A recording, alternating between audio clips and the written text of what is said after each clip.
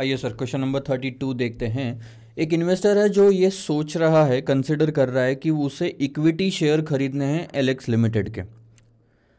Whose current market price is 150। ये actual price है, 150 रुपये में ये शेयर मिल रहा है। कंपनी ये प्रपोज कर रही है, अंडरलाइन करना पहला वर्ड सर, प्रपोजिंग। प्रपोजिंग का मतलब ये फ्यूचर की बात कर रहे हैं, यानी कि ये जो डिविडेंड है 6 रुपये का है। इसके अलावा यहाँ से भी पता चलता है नेक्स्ट ईयर जो लिखा है, तो नेक्स्ट ईयर जो लिखा है उससे भी पता चल गया कि ये D1 है। आगे पढ़ते हैं। Alex is expected to grow at 18% per annum for the next 4 years. तो ये पहला स्टेज हो गया कि अगले 4 सालों के लिए 18% की ग्रोथ रेट होगी। अब ध्यान देना, the growth will decline linearly. अब आप आ जाओ यहाँ पे। अब हम लीनियरली का मतलब देखते हैं। पहले तो क्या होता है,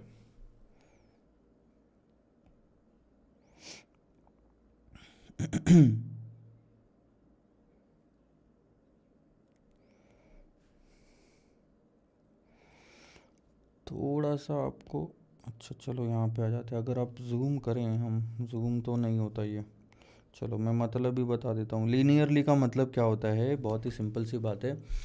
मतलब एक ही जैसा, एक ही तरीके से डिक्लाइन होना, समांतर रूप से बोलो, स्ट्रेट लाइन बोलो, एक ही फॉर्मेट को फॉलो करते हुए। The growth will decline linearly to 14% per annum after first 4 years. 18% से 14% पे आ जाएगी लीनियरली, मतलब धीरे धीरे, stage by stage, stage by stage. एक साथ नहीं आएगी 18 के बाद सीधा 14 हो गई, धीरे धीरे, पहले 17, फिर 16, फिर 15, फिर 14।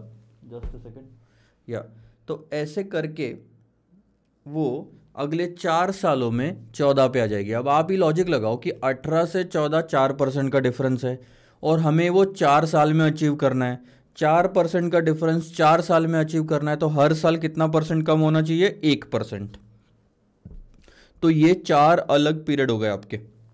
पहला स्टेज था 4 साल का, फिर एक एक साल का एक एक स्टेज है, तो ये 5 स्टेज हो गए। Thereafter it will stabilize at 14% per annum indefinitely। तो ये और एक स्टेज हो गया आपका, 4 5 6 स्टेज का हो गया ये क्वेश्चन। तो thereafter it will stabilize at 14% per annum infinitely। ये अंडरलाइन करो, ठीक है। The required rate of return is 18% per annum. ये आपकी कॉस्ट ऑफ इक्विटी हो गई। You are required to determine the intrinsic value of one share। Intrinsic value यानी theoretical market price, या आप बोलो fair value। अब आपको पता लगानी है, इतना तो कंफर्म हो गया, आपको पता है कि फेयर वैल्यू कैसे निकालते हैं, फ्यूचर में होने वाले कैश फ्लोज की present value. Whether it is worth to purchase the share at this price. हम बाय कब करते हैं शेयर को, जब उसकी actual market price theoretical market price से कम होती है, यानी कि शेयर सस्ता मिल रहा होता है, यानी कि वो अंडर वैल्यूड होता है। तो इस पहले तो ये निकालते हैं, उसके बाद जो 150 रुपीज़ की उसकी एक्चुअल प्राइस है उससे कंपेयर करेंगे और उसके बाद बताएंगे कि हमें शेयर खरीदना चाहिए कि नहीं। ठीक है, 1 2 3 4 5 6 7 8 हर साल का 18% से 3 डेसिमल में फैक्टर आपको दिया हुआ है। अब आपने क्या करना है सर, कितना आसान क्वेश्चन है। 1 2 3 4 ये पहला स्टेज हो गया, फिर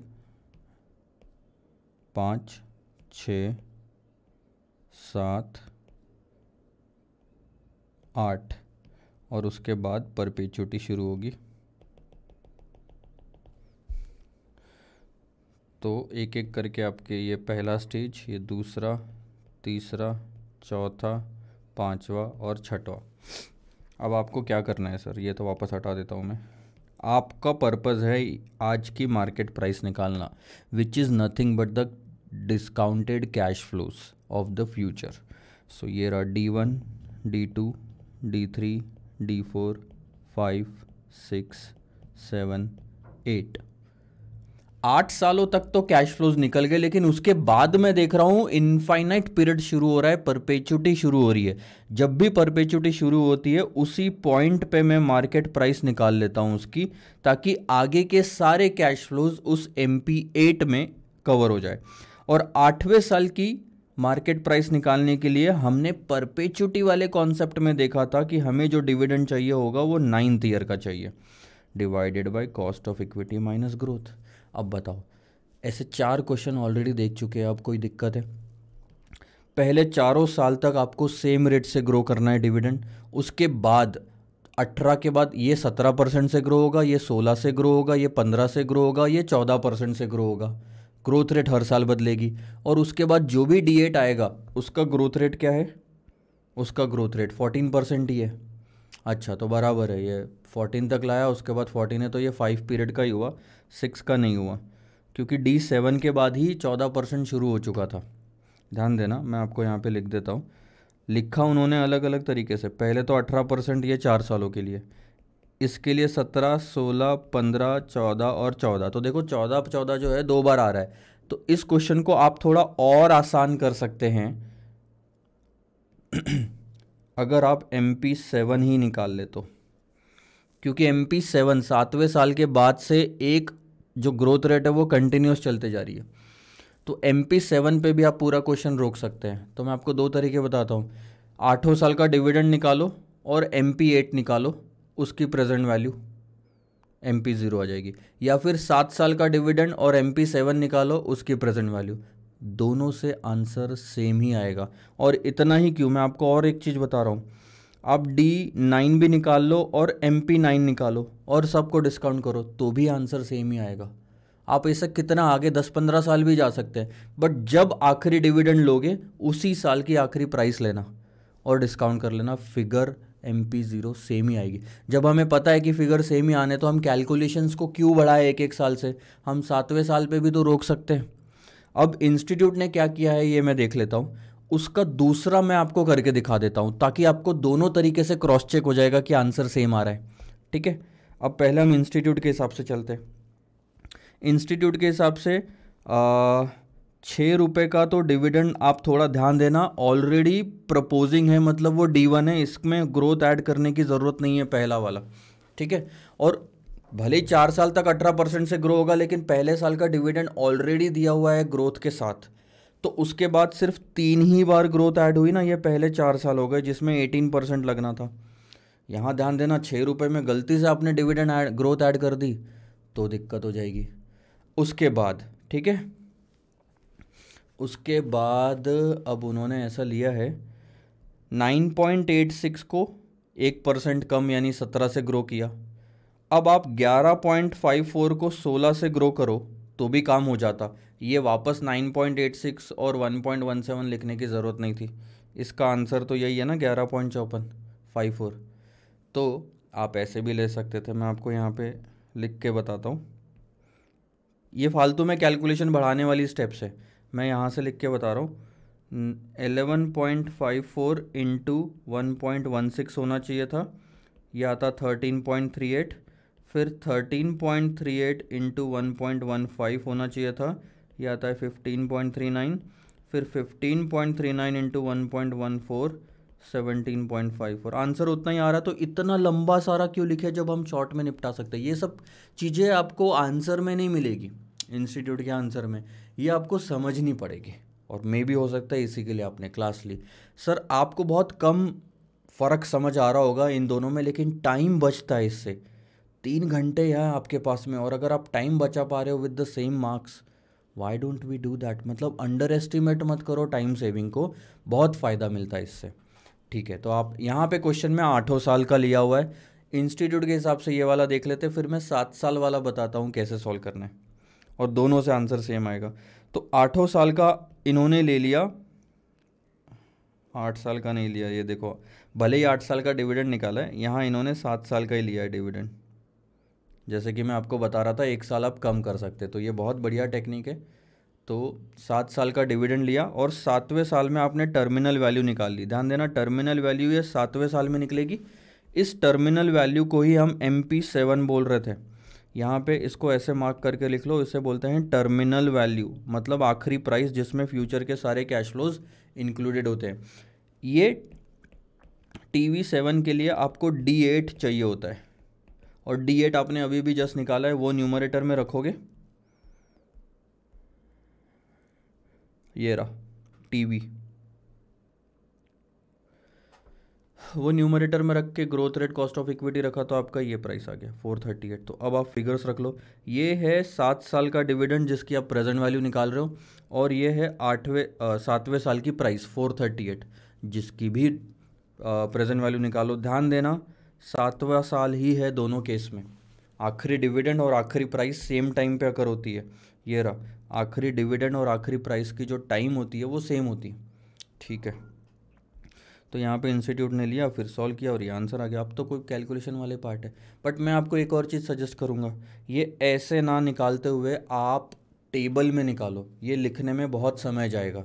टेबल में रहता तो कैसे होता, सिंपल सा आप ऐसा लिखते, ईयर लिख लो, डिविडेंड लिख लो, प्रेजेंट वैल्यू फैक्टर कितना क्या रेट दिया हुआ है आपको 18% से, वो लिख लो और प्रेजेंट वैल्यू लिख लो। सो 1 2 3 4 5 6 7 8, 8 भी नहीं, टर्मिनल, ठीक है। ये थोड़ा और सरकाई लेते, प्रेजेंट वैल्यू फैक्टर एट 18% और प्रेजेंट वैल्यू, ध्यान देना। अब इससे आप बहुत सारा टाइम बचा सकते हो। 6 रुपये, 6 इंटू 1.18 करोगे, मैं लिख ही लेता हूँ ना, 7.08, 8.35, सिर्फ आपको तरीका बता रहा हूँ।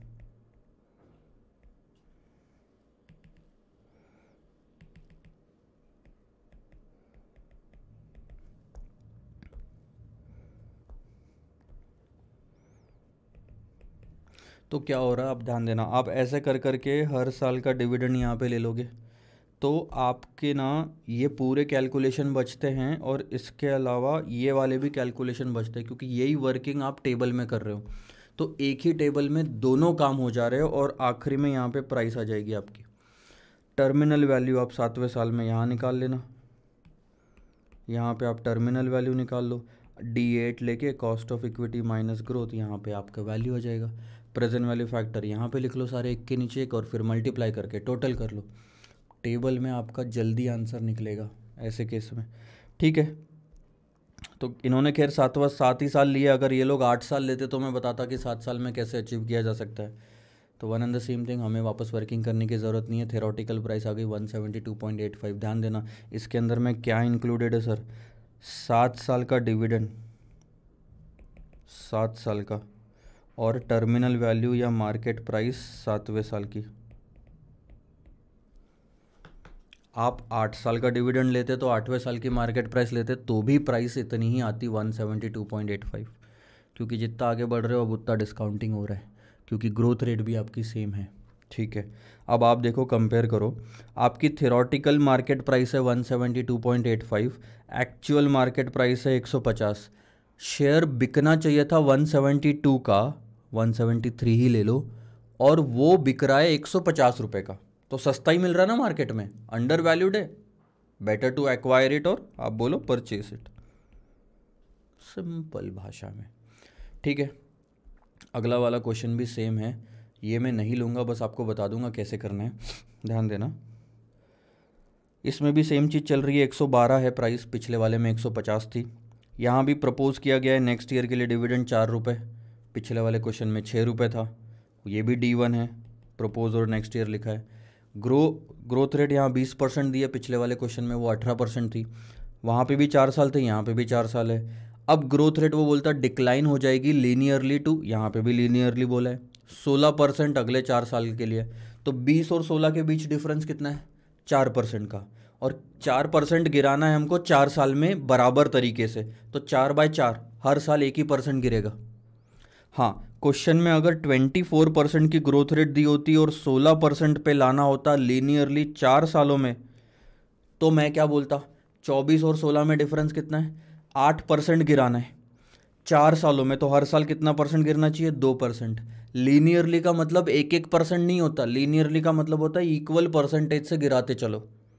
तो 8% 4 साल में गिराना है तो 2% गिराएंगे हर साल। अब बाय चांस दोनों क्वेश्चन में 4-4% ही आया, ठीक है, ये हो गया। उसके बाद वो 16% पे स्टेबलाइज हो जाएगी। देखना 16 और 16, इसका मतलब आपको 8 साल वापस लेने की ज़रूरत नहीं है, 7 साल में भी काम हो जाएगा। 7 साल का डिविडेंड, 7वें साल की प्राइस, और आपका कहानी आप सेम टू सेम एग्जैक्ट, बाकी सब कुछ, खाली इसमें फिगर्स बदली हुई है और कुछ भी नहीं है चेंज। तो ये आप होमवर्क ले रहे हैं, ठीक है। इसके बाद मैं आता हूँ क्वेश्चन नंबर 34 पे। ये भी वैसा ही है, बस इसमें थोड़ा सा क्या फ़र्क पड़ेगा ये मैं बताता हूँ, ध्यान देना। थोड़ा बस क्या कहते हैं इसमें, फ्रेम करने में क्वेश्चन थोड़ा सा चेंज है। अब करंट ईपीएस देख लो, क्वेश्चन का क्या है। सबसे पहले तो लिख लो करंट, इससे अगर डिविडेंड निकला तो करंट डिविडेंड निकलेगा 4 रुपये का। और company extra ordinary growth show कर रही है 40% की पिछले कुछ सालों में। तो ज़रूरी नहीं है ये आगे कंटिन्यू होगी, आगे की ग्रोथ रेट क्या रहेगी ये हम देखते हैं। This high growth rate is likely to continue for the next 5 years. चलो बहुत बढ़िया,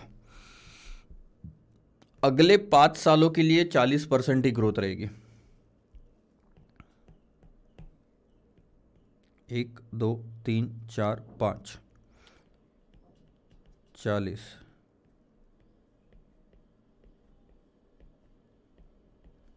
ठीक है। आगे देखो,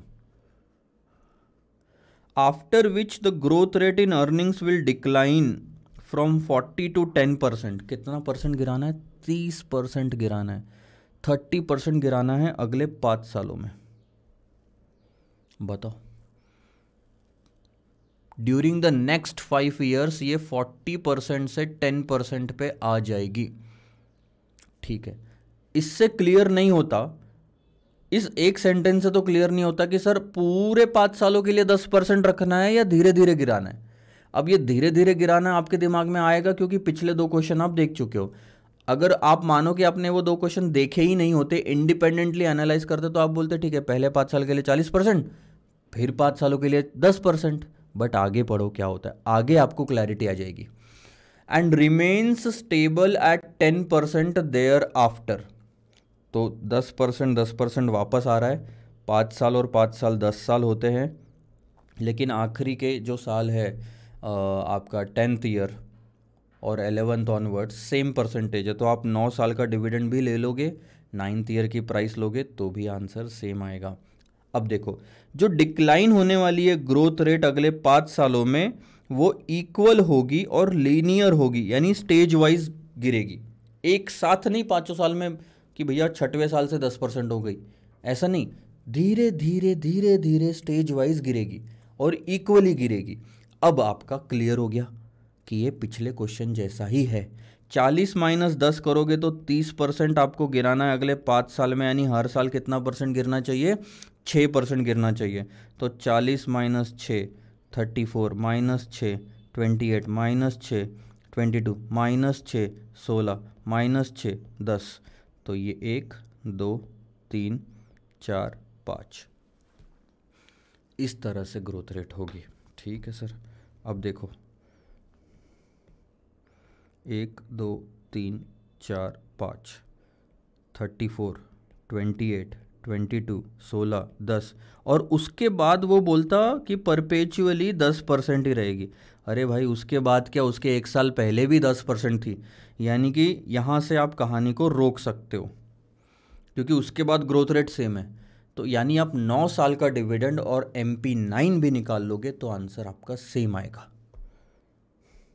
और कुछ दिया है तो देख लेते। अभी जो कंपनी की पे आउट रेशो है वो है 10%, यानी EPS का 10%, 4 रुपये का 10% होता है 40 पैसे, यानी डिविडेंड जो है आपका D0 वो है 40 पैसे, 10%। It is likely to remain the same for the next 5 years, and from the beginning of the 6th year till the end of the 10th year, the payout will linearly increase and stabilize at 50%। अब आ रहा है मज़ा, नया आया question में। सिर्फ growth rate decline की बात नहीं, यहाँ पे तो सर डिविडेंड में इंक्रीमेंट भी आ रहा है, और ये 50% हो जाएगी at the end of 10th year. The post tax cost of capital is 17%, and the present value factors are given below. 10वें साल में भी इंक्रीमेंट हो रहा है, इसलिए मुझे लगता है अब कि हमें 10 साल का पूरा कैलकुलेशन करना पड़ेगा।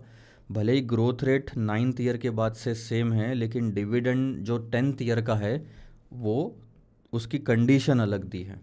तो अब हमें पहले पूरे 10 सालों का डिविडेंड निकालना पड़ेगा। वो कैसे निकालना है अब आप ध्यान देना थोड़ा सा। 10 साल का प्रेजेंट वैल्यू फैक्टर दिया है, आपको इंट्रिंसिक वैल्यू निकालने बोली है, और आपको बताया कि 125 अभी प्राइस चल रही है, तो हमें क्या इन्वेस्ट करना चाहिए या नहीं। तो सबसे पहले हम क्या करेंगे, इंट्रिंसिक वैल्यू निकालना है, यानी आपको यहाँ पे MP0 निकालना है। ये तो आपको समझ में आ रहा। MP0 निकालने के लिए 10 साल के डिविडेंड और MP10 की ज़रूरत है। अब MP10 में आप थोड़ा सा ध्यान देना, आपको डिविडेंड 11वें साल का लगेगा, 1 साल बाद की cash flow, cost of equity minus growth. तो इन 11 चीज़ों का आप अगर आंसर निकाल ले तो आपकी कहानी सिंपल। 40 पैसे से सर शुरुआत करोगे आप 40% हर साल बढ़ाते जाओ, और उसके बाद कैसे करना है मैं आपको बताता हूँ। आ जाओ। D0 4 का 10% पे आउट 0.40। D1 अच्छा, पे आउट रेशो भी तो बदलेगा ना, तो हमें अर्निंग और डिविडेंड दोनों ही बढ़ाना पड़ेगा, निकालना पड़ेगा। तो अब हम एक काम अब हम टेबल में निकालेंगे, और 2-3 ट्रिक्स जो हम सीखेंगे वो कुछ इस तरह से रहेगी। यहाँ ईयर ले लिया, यहाँ EPS ले लिया, 0 1 2 3 4 5 6 7 8 9 10। आपका EPS था 4 रुपये का।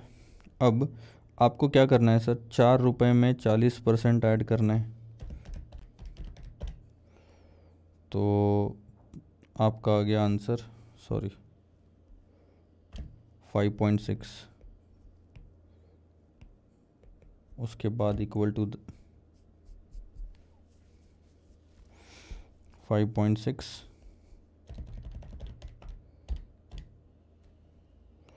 तो अब इसमें देखो कैसे लिखना कैसे है, मैं ये बता देता हूँ। पहले आप एक काम करो, कैलकुलेटर पे 1.40 रखो, फिर 4 रखो, और इक्वल्स टू दबाओ। 1.40 इंटू 4 और फिर इक्वल्स टू दबाया 5.6। अब इक्वल्स टू दबाओ 7.84, फिर इक्वल्स टू दबाओ 10.98, फिर इक्वल्स टू दबाओ 15.3637 ले लो, और इक्वल्स टू दबाओ 5 सालों तक बढ़ रहा है ना, 21.51। ऑटोमेटिकली क्या हुआ पता है क्या जो भी आंसर आ रहा है उसको वापस 1.4 से मल्टीप्लाई अगर करना है तो इस तरह से चलो, 1.40 दबाया, फिर इंटू दबाया, फिर 4 दबाया, फिर इक्वल्स टू दबाया। ठीक है, कैलकुलेटर के हिसाब से मैंने लिखा है 1 2 3 4। इक्वल्स टू दबाने के बाद आप जितनी बार इक्वल्स टू दबाओगे जो भी आंसर आया वो फिगर 1.4 से मल्टीप्लाई होती जाएगी। तो 21.51 आ गया आपका 5वें साल में। अब आप ध्यान देना, उसके बाद हर साल 6% से ग्रोथ रेट कम हो रही है, तो अब तो ये हाथ से ही लिखना पड़ेगा सारा का सारा। सो 21.51 इंटू 1.34, 34% से ग्रो करना है, तो प्रिंसिपल वैल्यू तो सेम रखनी है, इसलिए 1 पॉइंट रखा, और जितना भी ग्रो करना है उतनी वैल्यू ऐड कर दो, तो 1.34 तो इक्वल्स टू दबाया 28.83 आया। अब देखो ये पहले साल का 28.82 आ गया। अब ये मैं कैलकुलेटर पे रहने दूंगा, और अब मेरे को 6% कम से ग्रोथ होनी है इस साल, तो 6% कम कर दिया 1.28। कैलकुलेटर पे देखो कैसे दिखेगा, 28.82 इंटू 1.28, ये इक्वल्स टू दबा दिया आपने, तो कितना आ गया 36.88 है, उसको हम 36.89 लिख लेते हैं। अब मैंने कैलकुलेटर पे वो फिगर रहने दी, मैंने हटाया नहीं है अभी तक, और 6% और कम कर दो, तो मैंने अब क्या दबाना है, सिर्फ मल्टीप्लाइड बाय 1.22, फिर इक्वल्स टू दबा दिया, तो 45 आ गया, 45.01, फिर 45.01 इंटू 1.16, तो आ गया 52.21 और 52.21 इंटू 1.10 तो ये आ गया 57.43। ठीक है, आपके 10 साल के, अभी हटा देता हूँ, 10 साल के अर्निंग पर शेयर आ गए। ठीक है, यहाँ तक तो ठीक था। अब बात करते हैं सर डिविडेंड पर शेयर की। डिविडेंड पर शेयर क्वेश्चन ने बोला कि पहले 5 साल तक तो वो 40 नहीं, कितना है 10%। उन्होंने बोला कि पहले 5 साल तक तो 10% रहेगा और 6th ईयर से बढ़ना शुरू हो जाएगा 50% तक। तो आप देखो 10 से 50 कितना परसेंट बढ़ाना है, 40% बढ़ाना है, और वो 5वें साल से लेके 10वें साल के बीच में बढ़ाना है। यानी कि पूरे 5 साल में 6, 7, 8, 9 और 10, 5 साल में 40% बढ़ाना है लीनियरली। तो हर साल कितना परसेंट बढ़ेगा, 8%। लीनियरली इंक्रीज होगा। लीनियरली ये डिक्रीज हो रहा था, वैसे ही लीनियरली ये इंक्रीज होगा। तो हर साल 8% पे आउट रेशो आपका बढ़ेगा। अब देखो कैसे होगा। पहले तो हम 10% ले लेते हैं, 0 पॉइंट का तो ये हो गया 0.40। ठीक है, पहले साल का 0.10 से मल्टीप्लाई करोगे तो 5 रुपये 60 पैसे का वो हो जाएगा 56 पैसे। फिर 0.10 से मल्टीप्लाई करोगे, 5 साल तक तो 10% ही ग्रोथ होनी है, 0.78। अब यहाँ 0.10 से मल्टीप्लाई करोगे तो आ जाएगा 1.098। तो इसको आप 10 कर दो। फिर आप 10% से मल्टीप्लाई करोगे तो वो आ जाएगा 1.54। फिर 10% से करोगे, 5 सालों तक यही चल रहा है, 2.15। अब अगले साल आप 8% से पे आउट रेशो बढ़ा दोगे, जो है उसे बढ़ा दोगे, तो वो हो जाएगा 0.18, यानी कि 5.19। अब और 8% से बढ़ा दो तो 26 हो गया ये, 36.89 इंटू 0.26 तो 9.59। और 8% से बढ़ा दो, 45.01 इंटू 0.34 15.30। और 8% से बढ़ा दो, 21.93। और 8% से बढ़ा दो, आया एग्जैक्ट 28.72। 50% पे देखा आपने कैसे लीनियरली बढ़ाया है। तो अब आपको ग्रोथ रेट को बढ़ाना कम करना, डिस्काउंट रेट को बढ़ाना कम करना, पे आउट रेशो को बढ़ाना कम करना सब आता है। ठीक है, डिस्काउंट रेट वाले तो खैर अभी हमने नहीं देखा, आएगा वो भी आगे। अभी कॉस्ट ऑफ इक्विटी सेम है। अभी हमने 2 चीज़ें सीखी, सिर्फ ग्रोथ रेट का गिरना और डिविडेंड पे आउट रेशो का बढ़ना। अल्टीमेटली हमें जो फिगर चाहिए थी वो थी सर डिविडेंड की पूरे 10 साल की। अब आगे ध्यान देना, 10 साल की डिविडेंड की फिगर आ गई एक बार। उसके बाद देखो, it is likely to remain same for the next 5 years भी ठीक है, और कहाँ कुछ अलग से दिया हुआ है, एंड रिमेन स्टेबल। अब ग्रोथ की बात करता हूँ, remain stable at 10% thereafter. तो ग्रोथ जो है वो उसके बाद 10% ही रहेगी डिविडेंड में भी। ठीक है, तो यहाँ से भी जो ग्रोथ है वो 10% रहेगी, 28.72। आप यहाँ पे 10वें साल की टर्मिनल वैल्यू निकाल सकते हो। 10वें साल की निकालोगे तो डिविडेंड 11वें साल का लगेगा सर, ये चीज़ ध्यान देना। तो वो हो गया 28.72 में आप 10% ऐड करोगे, क्योंकि 10वें साल के डिविडेंड आपको लिख के ही देता हूँ ना, सिंपल ध्यान देना। ये कैसे कैलकुलेट करोगे, D0 in bracket 1 plus growth, D0 नहीं, D1, D for 10th period divided by cost of equity minus growth. ये 28.72, 1.10, 17% और ये 10%। यह आंसर आता है 451.31।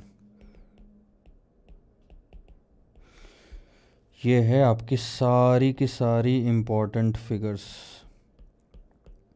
जिसे आपको डिस्काउंटिंग करना है प्रेजेंट वैल्यू फैक्टर 17% से, और प्रेजेंट वैल्यू। ये ध्यान देना आखिरी की दोनों कैश फ्लोज 10वें साल की है तो फैक्टर भी सेम रहेगा। बाकी कैलकुलेशन सारा का सारा सेम रहा।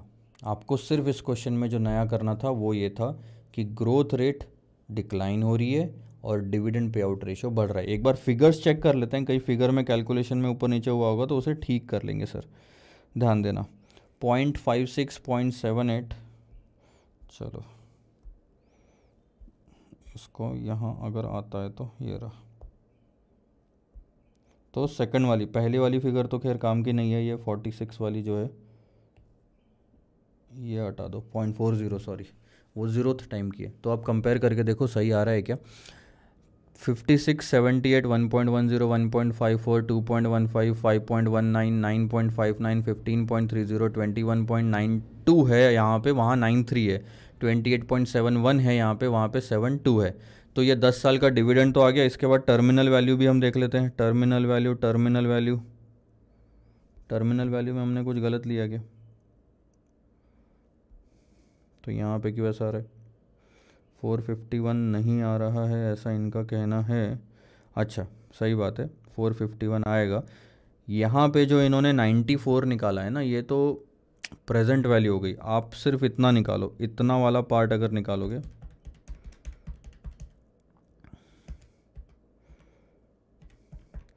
तो वो आता है 451.16 और इन्होंने ये ले लिया present value factor 10th year का। तो आप अभी भी अगर ये पूरा आंसर निकालोगे, ये वाला फाइनल फिगर जो निकालोगे वो आपका मैच करेगा इससे 118.75 से। ये जो 24 रुपये 46 पैसा है ना, वो आएगी इन सारे डिविडेंड की प्रेजेंट वैल्यू 2446 और इसकी प्रेजेंट वैल्यू आएगी 451 की 94.29 ऐसा। तो टेबल में निकालने में आपको थोड़ी तकलीफ होगी लेकिन टाइम बहुत बचता है। तो अगर आप सीख गए तो बहुत आसान जाएगा। अदरवाइज़ आपको पहले तो देखो सारा का 3 कैलकुलेशन, आपको सबसे पहले तो अर्निंग बढ़ानी पड़ रही, उसके बाद आपको पे आउट रेशो पे भी कैलकुलेशन अलग से दिखाना पड़ रहा, फिर वही फिगर्स वापस लिखनी पड़ रही है। देखो ये वाले रो की फिगर वापस लिखनी पड़ रही, कहीं ना कहीं तो टाइम जाता ही है डबल चीज़ें जब हम लिखते हैं तो। और टर्मिनल वैल्यू भी अलग से लिखनी पड़ रही है। ऐसे कर करके पूरी कहानी कंप्लीट करो। चलो ठीक है, थियोरेटिकल वैल्यू आ गई 118 रुपये 75 पैसे। एक्चुअल प्राइस क्वेश्चन में दी है क्या? 125 रुपये। बताओ, जब हमें लग रहा है कि वो शेयर 118 रुपये 75 पैसे में बिकना चाहिए तो 125 जैसे ही हमने मार्केट प्राइस देखी तो हमें समझ आ गया कि यार actual market price theoretical market price से तो ज़्यादा है, यानी कि ये शेयर ओवर वैल्यूड है, तो ख़रीदना नहीं चाहिए सर, हम नहीं खरीदेंगे, नॉट एडवाइजेबल। कहानी ख़त्म, यहीं पे आपका क्वेश्चन भी ख़त्म। आया समझ में? तो पहले 5 साल और फिर 5 साल यानी 6, 7, 7 पीरियड का हो गया ये आपका कैश फ्लो यानी कि स्टेजेस। क्वेश्चन नंबर 34 इसी के साथ ख़त्म हुआ। आपने देखा होगा कि पिछले 5, 7, 6 क्वेश्चन धीरे धीरे करके डिफ़िकल्टी लेवल हमने बढ़ाया है। तो आखिरी के 3 क्वेश्चन भी, 2 क्वेश्चन भी कर लेते हो तो आपको बाकी कुछ नहीं करना पड़ता है इसमें से। तो ये जो 6 क्वेश्चन आपने 2 स्टेज से लेके 6 स्टेज तक देखे, उसके आखिरी के 2 क्वेश्चन कर लो, बाकी और कुछ करने की ज़रूरत नहीं, आपको सब आ जाएगा। या जब डिफ़िकल्ट वाला पार्ट आ जाता है तो उसका ईजी वाला पार्ट सॉल्व करने में आपको इतना दिक्कत नहीं जाती सर। क्वेश्चन नंबर 35 एक इंटरेस्टिंग क्वेश्चन है, थोड़ा सा डिफरेंट है। तो एक ब्रेक लेके आता हूँ और उसके बाद में हम क्वेश्चन नंबर 35 पे मूव ऑन करते हैं सर। Bye bye. सो आइए देखते हैं sir, welcome back after the break. Question number 35, this is Sam limited है। अंडरलाइन करेंगे पहला word Sam limited just paid a dividend. तो जस्ट पेड यानी कि वो पे कर चुके हैं, पिछले साल का ही होगा, D0 आएगा। और वो एक्सपेक्ट कर रहे हैं कि ये डिविडेंड 6% पर एनम तक ग्रो होगा। यहाँ तक तो हम बहुत बार देख चुके हैं। After paying dividend, board of director declared to take up a project by retaining the next 3 annual dividends. पिछले साल का डिविडेंड 2 रुपये डिक्लेयर किया और वो पे कर दिया। उनको लग रहा है कि ये 6% पर एनम से ग्रो करेगा, लेकिन अब वो बोल रहे हैं कि अगले 3 साल का डिविडेंड हम नहीं बांटेंगे और हम इंस्टेड वो पैसा रिटेन करके इन्वेस्ट कर देंगे एक प्रोजेक्ट में। कोई प्रोजेक्ट लेने की वो बात कर रहे हैं। ये एक्सपेक्ट किया जा रहा है कि this project is of the same risk as the existing project. ये क्यों बताते हैं जनरली कि ये समझाने के लिए कि हमारा जैसे कंपनी के सारे प्रोजेक्ट चल रहे हैं उसी नेचर का प्रोजेक्ट है, कुछ एक्स्ट्रा ऑर्डिनरी अलग से रिटर्न देने वाला या ज़्यादा नुकसान करने वाला प्रोजेक्ट नहीं है, सेम लाइन पे चल रहे हैं ये नया प्रोजेक्ट भी। The results of this project, सीधी सी बात है, अगले 3 साल तक डिविडेंड ना बांटते हुए अगले 3 साल तक आप इस प्रोजेक्ट में इन्वेस्ट करोगे तो उससे रिटर्न भी तो मिलना चाहिए ना, खाली इन्वेस्ट करके थोड़ी छोड़ोगे। तो रिटर्न जो मिलेगा वो will start coming from 4th year onward from now. 3 साल तक नेगेटिव में कैश फ्लो होगी आपकी इस प्रोजेक्ट में, चौथे साल से पॉजिटिव कैश फ्लो शुरू हो जाएगी। Dividends will then be 2.5 rupees per share and will grow at 7% per annum. चौथे साल का डिविडेंड 2.5 रुपये होगा और वो 7% पर एनम ग्रो करेगा। जब ग्रोथ होगी तो वो 5वें साल से होगी। सही बात है ना, 2.5 रुपये जब बांटोगे तो चौथे साल में बांटोगे, पहले 3 साल तो बांट ही नहीं रहे। उसके बाद आपकी ग्रोथ रेट ये होगी। अब इन्वेस्टर के पास में 1000 शेयर है, ये तो हो गई कंपनी की बात। अब मान लो आप और मैं उस कंपनी के इन्वेस्टर हैं और हम दोनों एक ही साइड में, मान लो 1000 शेयर है हमारे पास उस कंपनी के, ठीक है, 1000 शेयर है और अभी अभी हमें 2000 रुपये का डिविडेंड मिला होगा, 1000 × 2 रुपये, और हर साल मतलब क्या हो रहा है, 2000 का डिविडेंड मिल रहा होगा। अब अगले 3 साल तक हमें कोई भी डिविडेंड नहीं मिलेगा अगर कंपनी ने वो प्रोजेक्ट ले लिया तो। और क्वेश्चन बोलता है कि इन्वेस्टर को रिसिप्ट चाहिए कम से कम 2000 रुपये पर एनम की फ्रॉम दिस इन्वेस्टमेंट। यानी अगले 3 साल में हमें तो पैसा चाहिए, लेकिन कंपनी तो बोल रही कि वो डिविडेंड नहीं बांटेगी। हमें तो पैसा चाहिए, कंपनी तो डिविडेंड नहीं बांटेगी, हमें तो पैसा चाहिए। कहाँ से आएगा सर पैसा? बहुत सिंपल है, इन्वेस्टर को 2 तरह से रिसिप्ट आती है इन्वेस्टमेंट करने के बाद। एक तो डिविडेंड से, दूसरा शेयर्स बेचने से। ठीक है, कंपनी डिविडेंड नहीं बांट रही, लेकिन हमारा शेयर हम बेचेंगे मार्केट में, आपको क्या लेन देन?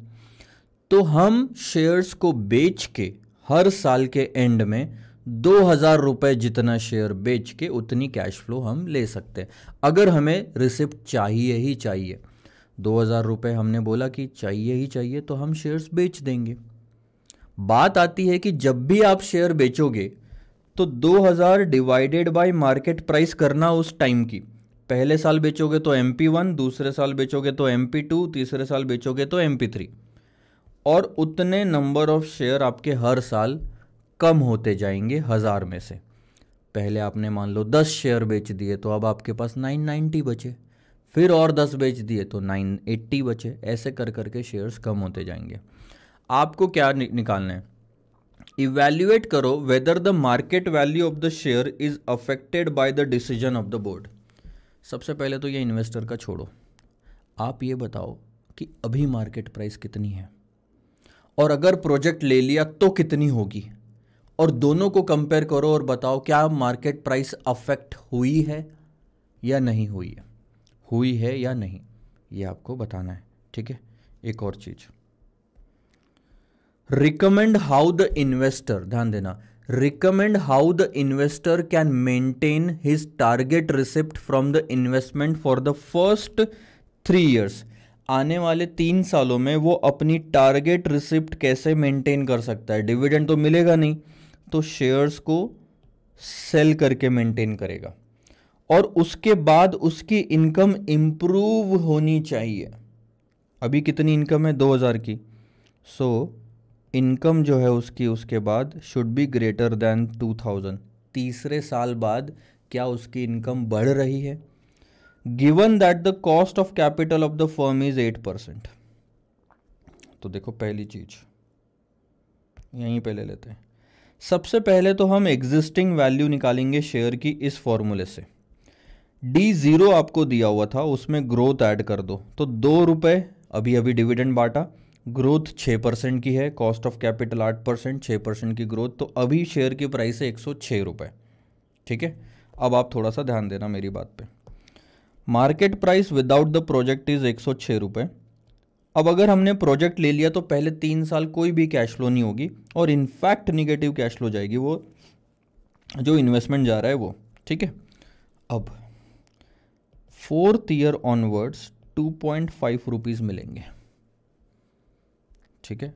4th ईयर में डिविडेंड जो मिलेगा 2.5 रुपये का, और उसके बाद ग्रोथ होगी 7% की। सही बोल रहा हूँ मैं? 7% की ग्रोथ होगी। तो आज मार्केट प्राइस कैसे निकालोगे? D4 की प्रेजेंट वैल्यू और MP4 की प्रेजेंट वैल्यू, क्योंकि उसके बाद से परपेचुइटी शुरू हो रही है। तो MP4 निकालेंगे हम D5 की मदद से, divided by cost of equity minus growth. Simple ऐसे निकालो। मैं एक और तरीका बताऊंगा, ध्यान देना। So MP0 is equal to D4 plus MP4 into 1 divided by 1 plus R to the power 4, या R की जगह कॉस्ट ऑफ इक्विटी। चौथे साल से डिस्काउंटिंग करना है हमें, तो 1 divided by 1 plus cost of equity to the power 4 लिखो, और प्रेजेंट वैल्यू फैक्टर 8% से चौथे साल का लिखो। इन दोनों का मतलब एक ही होता है। D4 है 2.5 रुपये, प्लस 2.5 रुपये में आप 7% ग्रोथ ऐड करो, नीचे में 8 माइनस 7 इंटू चौथे साल का फैक्टर 0.735।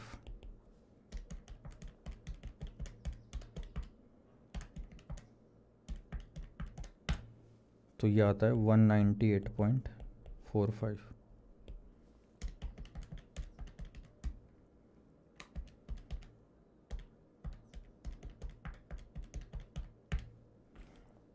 ठीक है।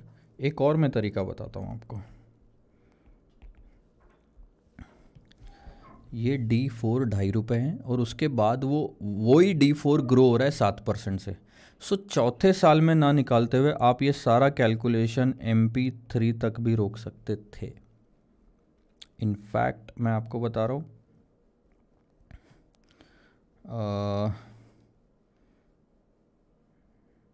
यस, MP3 तक भी हम रोक सकते हैं ना उसको।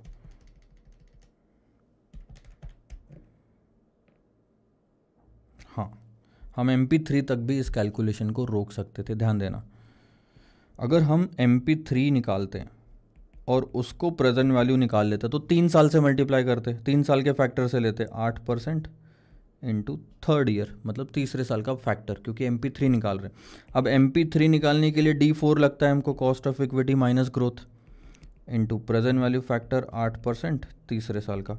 D4 क्वेश्चन में डायरेक्टली बोला है कि 2.5% है, और हमारी cost of equity 8%, growth rate 7%, और प्रेजेंट वैल्यू फैक्टर 0.794। देखो, करो calculation. 2.50 divided by 0.01 into 0.794, answer आता है 198.5। ये आंसर और ये आंसर आपका सेम ही आता है, कोई डिफरेंस नहीं है ज़्यादा आपका इसमें। दोनों आंसर सेम ही आ रहे हैं। दोनों का पर्पज़ ही वही है, क्योंकि MP3 के बाद से, ध्यान देना, MP3 के बाद से ग्रोथ रेट 7% ही है आपकी, क्योंकि ये 2.5%, 2.5 रुपये में हम मान के चल रहे हैं कि ग्रोथ रेट इंक्लूडेड है। ये D4 दिया हुआ है तो उसमें मान के चलेंगे। जब मान के ही चल रहे तो यहाँ पे ही प्राइस निकाल लो। इसका मतलब, ध्यान देना, मैं हाईलाइट कर रहा हूँ, आप ये फॉर्मूला लिखो या सिंपल इतना फॉर्मूला लिखो, जो दोनों येलो मार्क किए हुए, दोनों से आंसर सेम आता है। आगे बढ़ते हैं। तो ये आ गया 198.46 आपका। अब आप बताओ, देखो क्या मार्केट प्राइस अफेक्ट हुई है? यस सर, मार्केट प्राइस 106 से 198 हो जाएगी। और क्या होना, 3 साल का डिविडेंड रोक के उसके बाद आप अगर बढ़ा के दे रहे हो तो बहुत अच्छी बात है, नहीं तो हर साल 2% 2 रुपये पे। देखो, दोनों सिचुएशन में डिफरेंस समझाता हूँ। आज से पैसा लेना चालू कर दो, 6 रुपये 2 रुपये 6% की ग्रोथ से, या फिर 3 साल रुक के चौथे साल से पैसा लो, लेकिन अब ज़्यादा ले रहे हो, 2.5 रुपये, और वो भी 7% की ग्रोथ से। तो आप सोचो, जब आप 50 साल आगे की सोचोगे तो इससे कई गुना ज़्यादा ही कैश फ्लो है। 2 का 2.5 हो गया, 6 का 7 हो गया, तो आज की वैल्यू इसके भरोसे कम ही आनी है। Getting it? इसलिए इसके भरोसे ज़्यादा आ रही है, सीधा ऑलमोस्ट डबल है, 106 का 198। तो हमको ये डिसीजन कभी भी पूरा था। इसको बोलते हैं कि शॉर्ट टर्म में आप सैक्रिफाइस कर रहे हो 3 साल के लिए, बट उसके बाद फ़ायदा हो रहा है। एक चीज़ आपकी कंप्लीट हुई।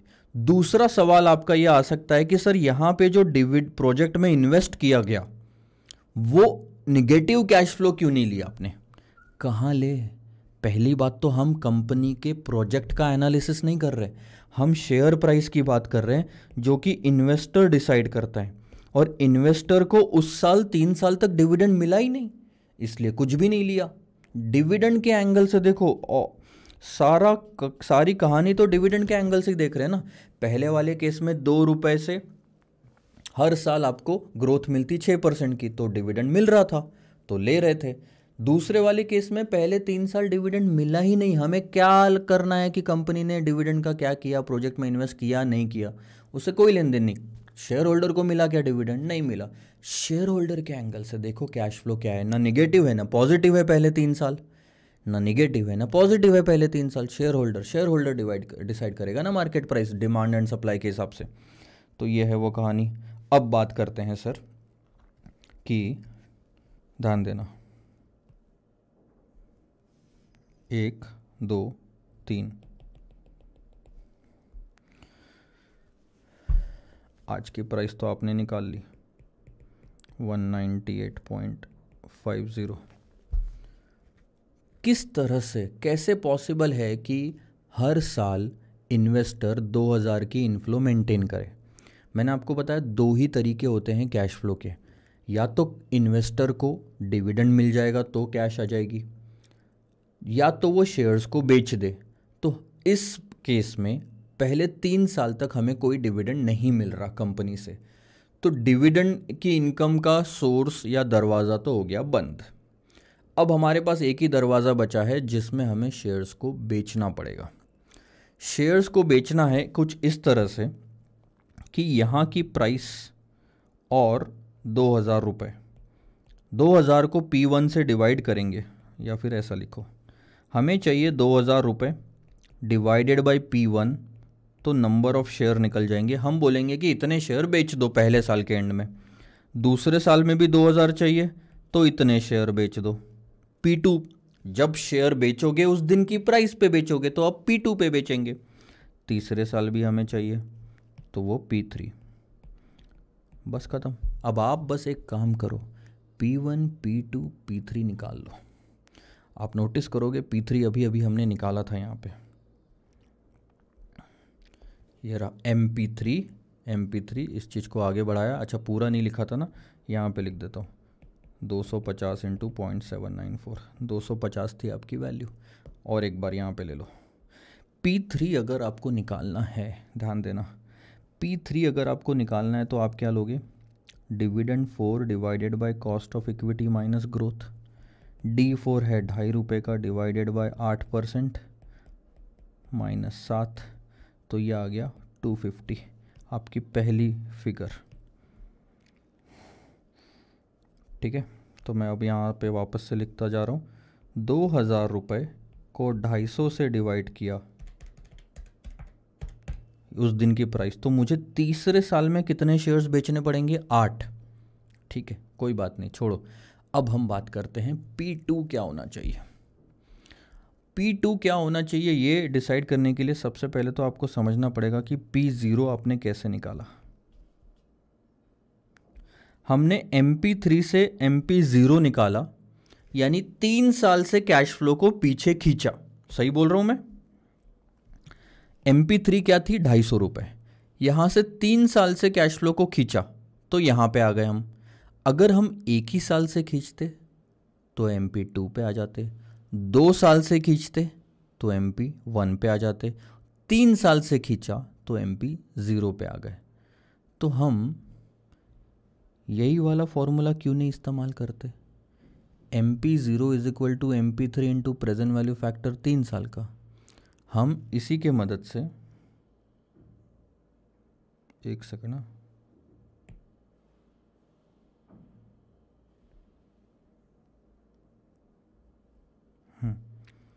हम इंस्टेड ऑफ 3 ईयर्स हम एक ही साल से पीछे लाते। 3 मतलब 3 साल से पीछे ले जाना। एक ही साल से पीछे लाएंगे तो 3 में से 1 साल माइनस होगा, दूसरे साल की प्राइस निकलेगी। 2 साल से पीछे ले जाएंगे, 3 में से 2 माइनस होगा 1 साल की प्राइस, 3 में से 3 माइनस करा तो 0 आया यहाँ पे। तो फॉर्मूले कुछ इस तरह से बनते हैं, थोड़ा ध्यान देना। अरे कहाँ गया अभी वो जो मैसेज आया था ना, रिजॉल्व कॉन्फ्लिक्ट एंड ऑल, उसके वजह से पूरा डिलीट हो गया आई थिंक। बढ़िया बनाया था,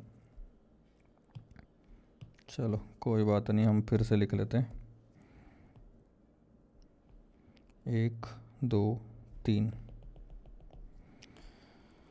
2000 चाहिए P1 पे, 2000 चाहिए P2 पे, 2000 चाहिए P3 पे। तो हमारे नंबर ऑफ़ शेयर निकलेंगे। P3 कैसे निकालेंगे? D4 divided by cost of equity minus growth, ये था 2.5 रुपये, 8% माइनस 7%, तो ये आया था 250।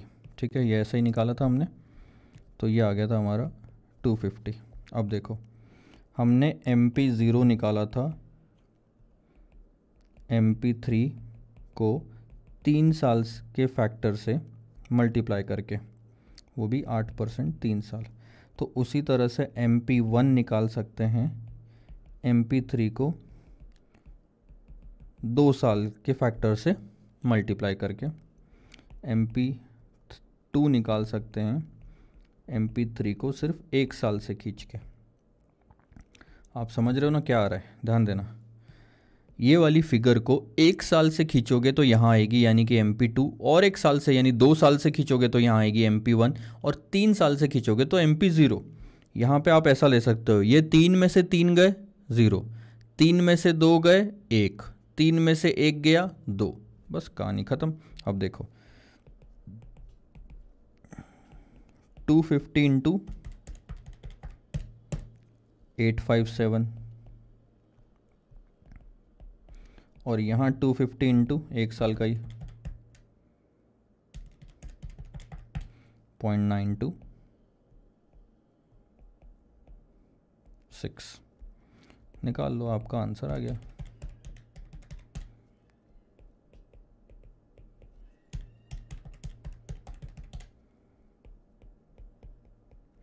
तो अब आपकी 3 प्राइस आ गई है तीनों साल की। अब देखो मैं यहाँ पे फिर से बना रहा हूँ ताकि आपको अब बहुत सारी क्लैरिटी आ जाए। 4 प्राइस आ चुकी है हमारे पास, P0 P1 P2 P3। आपको 2000 रुपये यहाँ चाहिए थे, 2000 यहाँ चाहिए थे, 2000 यहाँ चाहिए थे। P1 हमारी आई है 230, 214.25, P2 आई है 231.50, और ये था 250। आप डिवाइड कर दो तीनों को, इसको डिवाइड किया तो आया था 8 शेयर बेचने पड़ेंगे। 8 शेयर बेचोगे 250 रुपये पे तो 2000 आ जाएंगे। अब 2000 डिवाइडेड बाय 231.50 किया, 8.64 आ रहा है। कभी भी डेसिमल में शेयर नहीं बेच सकते तो हम इसको बोलेंगे कि 9 शेयर बेचेंगे। एटलीस्ट 2000 लिखा था वहाँ पे, वर्ड ध्यान देना, क्लियर वहाँ पे लिखा था कि कम से कम हमें 2000 चाहिए, यानी उससे ज़्यादा आया तो चलेगा, कम नहीं आना चाहिए। तो यहाँ पे आप 8.64 में से 8 शेयर नहीं बेच सकते क्योंकि 2000 से कम आएगा, ज़्यादा आया तो चलता, यानी कि 9 शेयर बेचो। 2000 डिवाइडेड बाय 214, तो ये आ रहा है 9.33। अब आप बोलोगे सर डेसिमल तो 9 के नज़दीक है, 9 बेचने से भी नहीं चलेगा, यहाँ 10 बेचना पड़ेगा, क्योंकि 9 बेचोगे तो 2000 से कम आएगा पैसा, ज़्यादा आया चलता, कम नहीं आना चाहिए। तो क्वेश्चन का ये आपका आंसर निकलता है कि पहले साल 10 शेयर बेचो, दूसरे साल 9 शेयर बेचो, तीसरे साल 8 शेयर बेचो। अगर आप ऐसा करते हो तो आपकी जो टारगेट रिसिप्ट है 2000 की, एटलीस्ट उतना आपको हर साल मिलते जाएगा, भले ही आपको डिविडेंड ना मिले। ये देखो 10 शेयर, 9 शेयर, 8 शेयर, यहाँ पे भी वही किया हुआ है, थोड़ा ध्यान देना। तीसरे साल की प्राइस तो बहुत आसानी से निकल गई थी, दूसरे साल की प्राइस निकालने के लिए हमें 1 साल से और खींचना पड़ा, पहले साल की प्राइस निकालने के लिए हमें 2 साल से और खींचना पड़ा, और हमारे तीनों साल की मार्केट प्राइस आ गई। 2000 रुपये चाहिए थे तो उस पर्टिकुलर प्राइस पे हमने शेयर्स बेच दिए और हमारी टारगेट रिसिप्ट अचीव हो गई। और आप ध्यान देना, हमने टोटल कितने शेयर बेचे सर? 10 और 9 19, 19 और 8 27 शेयर बेच दिए। हमारे पास अब 973 शेयर बचे हुए हैं सिर्फ। 1000 में से पहले 10 बेचे, फिर 9 बेचे, फिर 8 बेचे। तो चौथे साल में हमको जो डिविडेंड मिलेगा वो था 2.5 रुपये का। अब चौथे साल से जो डिविडेंड मिल रहा है ₹2.5 का, और हमारे पास कितने शेयर है? 973। कैलकुलेशन करके देखो, आपको इतना डिविडेंड मिलेगा। पहले कितना आ रहा था सर? ₹2 के हिसाब से आ रहा था। तो हो गया ना इंक्रीज्ड डिविडेंड। एटलीस्ट 2000 तो चाहिए था, वो भी अचीव हो गया। और उसके बाद इम्प्रूव्ड इनकम, 1000 इंटू 2 मिलने से तो अच्छा है ना, ₹2432 मिले। ये है आपका इम्प्रूव्ड इनकम। हो गया सर, आगे बढ़े। ये आपका क्वेश्चन नंबर 35 था। अब आएंगे सर क्वेश्चन नंबर 36 पे।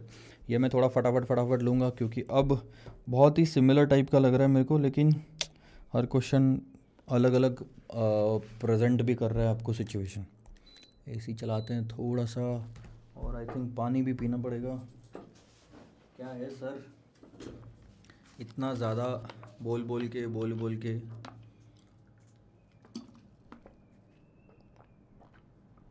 ख़त्म हो जाता है इंसान का।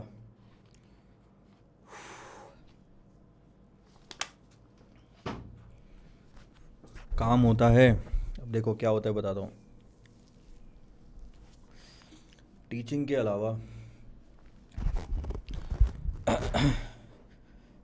अलावा 2 सोर्स है मेरे रेवेन्यू के।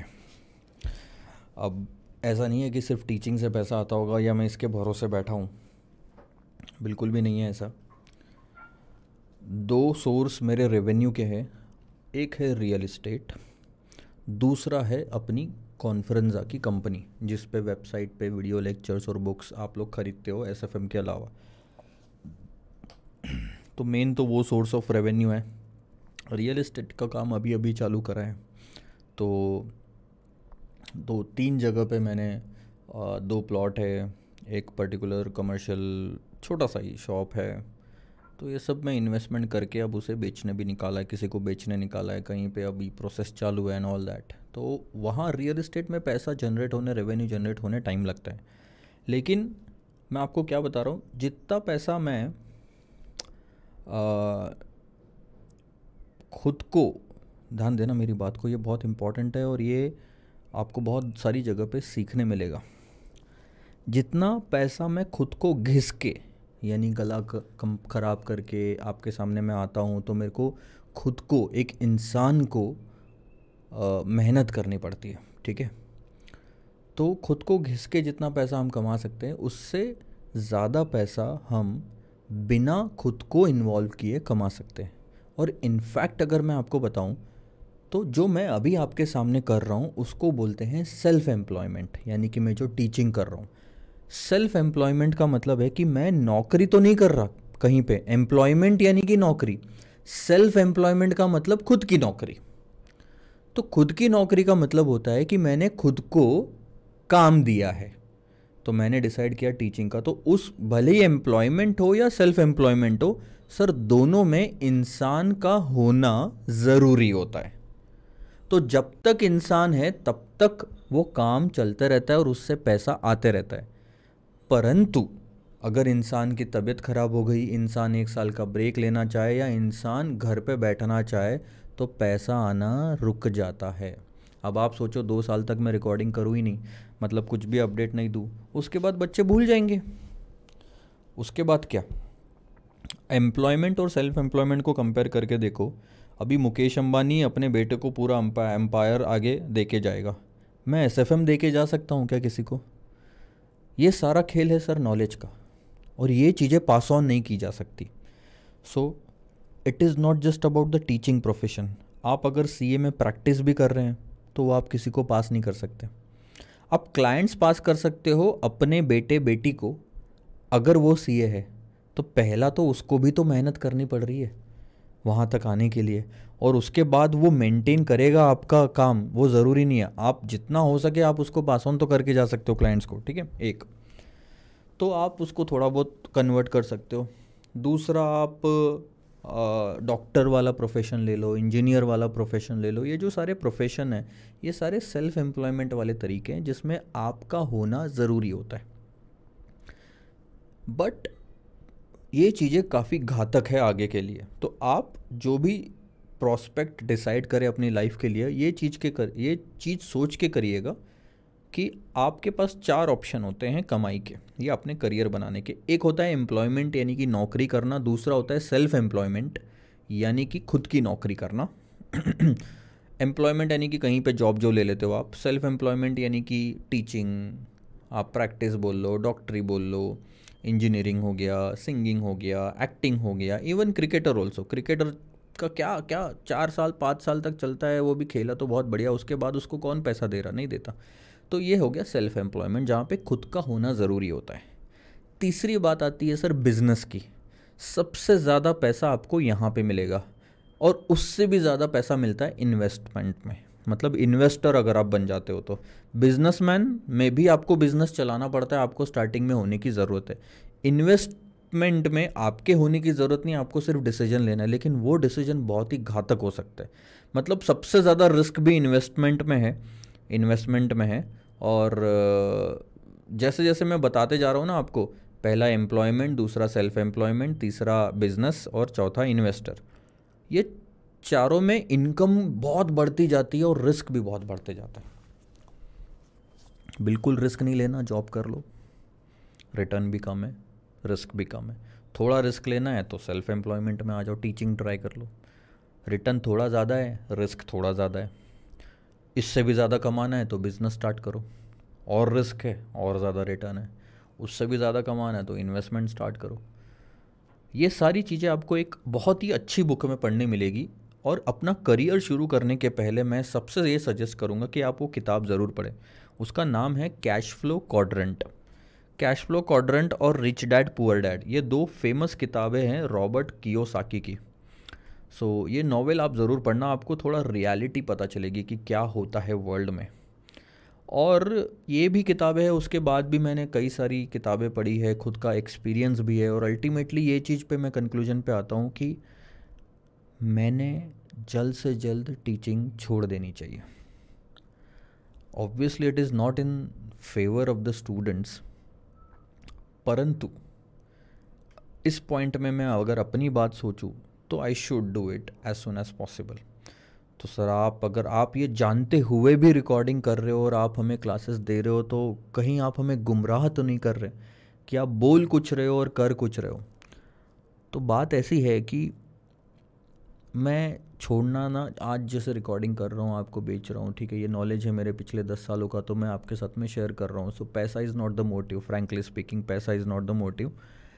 परंतु परंतु कई बार आपको रिस्क कैलकुलेट करके लेना पड़ता है।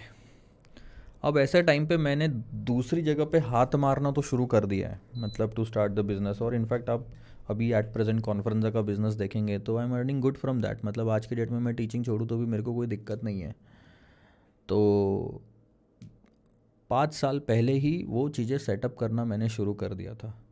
बट ऑब्वियस सी बात है, जब तक आप एक सेटिस्फैक्ट्री लेवल पे नहीं आ जाते दूसरी चीज़ में, तब तक पहली चीज़ छोड़ना बहुत रिस्की होता है। तो बस मैं वो रिस्क को कम करना चाहता हूँ और धीरे धीरे, जैसे आपने पढ़ा था linearly we are leaving this field, so you might not see me after couple of years in this field, because I would want to do something else in my life. So it's all about the interest as also. अब आप ये question देख रहे हो, ये practice manual का question है, भले ही अप्रैल 19 में पूछा हुआ क्वेश्चन है। ये क्वेश्चन मैं 10 साल से पढ़ा रहा हूँ। Just understand the mentality of the question. ये क्वेश्चन बिना पढ़े बिना मैं इसकी पूरी स्टोरी बता सकता हूँ यहाँ पे। अब आपको ऐसा दिखता है कि मैं पढ़ रहा हूँ, मैं आपको अंडरलाइन करवा रहा हूँ, क्योंकि कुछ चीज़ अंडरलाइन करवानी होती है तो मैं बताता हूँ कहाँ पे, अदरवाइज़ इसकी पूरी स्टोरी पता है। अब आप सोचो वो क्या ही लाइफ है कि एक ही चीज़ को 10 साल तक आधा आधा घंटा देते आए हैं हम, उसमें वैल्यू एडिशन नहीं होता, ना ही आप उसमें खुश रहते हो ज़्यादा। सो सारा का सारा गेम है सर, लर्निंग ख़त्म हो गई ना तो मज़ा ख़त्म हो जाता है काम करने का। तो वो चीज़ें नहीं होनी चाहिए। तो इसीलिए पहले मैं फ़ेस टू फेस से फिर रिकॉर्डिंग में आया, रिकॉर्डिंग भी काफ़ी कुछ कर ली, और इस बार भी थोड़ा बहुत नया कर रहे हैं हम, तो मज़ा भी आ रहा है। अभी नया सिलेबस आने वाला है तो उसकी भी एक रिकॉर्डिंग होगी। एंड सी क्या होता है लाइफ में, हम आगे कहाँ जाते हैं, अपने अपने सब डिसीजन है। आप भी अपने एक ड्रीम के रास्ते पे चल रहे होंगे, मैं भी अपने एक रास्ते पे चल रहा हूँ। और दुनिया पता है छोटी सी है, हो सकता है कभी हम मिल जाए किसी रीज़न से, कहीं से, तो और भी मज़ा आएगा। सो दैट्स ऑल, छोटी मोटी स्टोरी। इतने सारे क्वेश्चन करने के बाद में जब मैं थक गया तो मैंने सोचा कि थोड़ा सा ब्रेक लेते हैं, तो 5-7 मिनट मैंने आपके लिए। क्वेश्चन नंबर 36 पे आते हैं सर, आइए। सो मिस्टर ए है, वो शेयर्स खरीदने का सोच रहे हैं। एक बंदा है जो शेयर्स खरीदने का सोच रहा है और आज शेयर की कीमत आपको लिखा हुआ है 500 रुपये है, उसकी फेस वैल्यू है 100 रुपये। फेस वैल्यू 100 रुपये है, मार्केट में ख़रीदने जाओगे तो 500 रुपये है, और उसमें ख़रीदने के बाद कुछ डिविडेंड मिलने वाला है। 4 सालों तक 20 रुपये का डिविडेंड मिलेगा। ये देखो, डिविडेंड का जो रेट है वो है 20%, और मैंने आपको क्लियरली बोला था कि अगर रेट लिखा है तो वो लगता है फेस वैल्यू पे, तो ये 20% किस पे लगेगा, 100 रुपये पे। अगले 4 सालों तक आपको 20 रुपये हर साल डिविडेंड मिलेगा, ठीक है। उसके बाद ध्यान देना, उसके बाद या चौथे साल में आपको एक बोनस शेयर मिल रहा है, 5 शेयर के बदले 1, ध्यान देना, 3 चौथे साल में इनफैक्ट। तो अगले 3 साल तक तो आपका डिविडेंड सेम रहेगा 20 रुपये का, ठीक है। अब क्वेश्चन में लिखा है कि he is expecting a bonus at the ratio of 1:5। 5 share मेरे पास में होंगे तो 1 शेयर का बोनस मिलेगा। तो ध्यान देना, पहले मान लो कि मेरे पास में 1 ही शेयर था, तो 1 शेयर 1 शेयर 1 शेयर,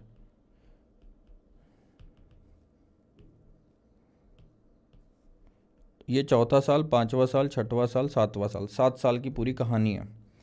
चौथे साल में मुझे कहीं तो बोनस मिला, 5 के बदले में 1, तो 1/5 अगर आप करते हो तो 0.20 निकलता है, यानी कि हर 1 शेयर के बदले 0.2 का मुझे बोनस मिला। तो मेरे पास यहाँ टोटल नंबर ऑफ शेयर कितने हो जाएंगे, 1.2, और इसके बाद मेरे पास शेयर कितने हैं सारे, 1.2 थ्रू आउट। अब आपका यहाँ पे सवाल उठेगा कि सर शेयर्स कभी भी डेसिमल में काउंट नहीं होते, या तो 1 शेयर मिलेगा या तो 2 मिलेगा। मैं जानता हूँ इस बात को, और आपकी बात सही है, मैं आपके साथ एग्री करता हूँ।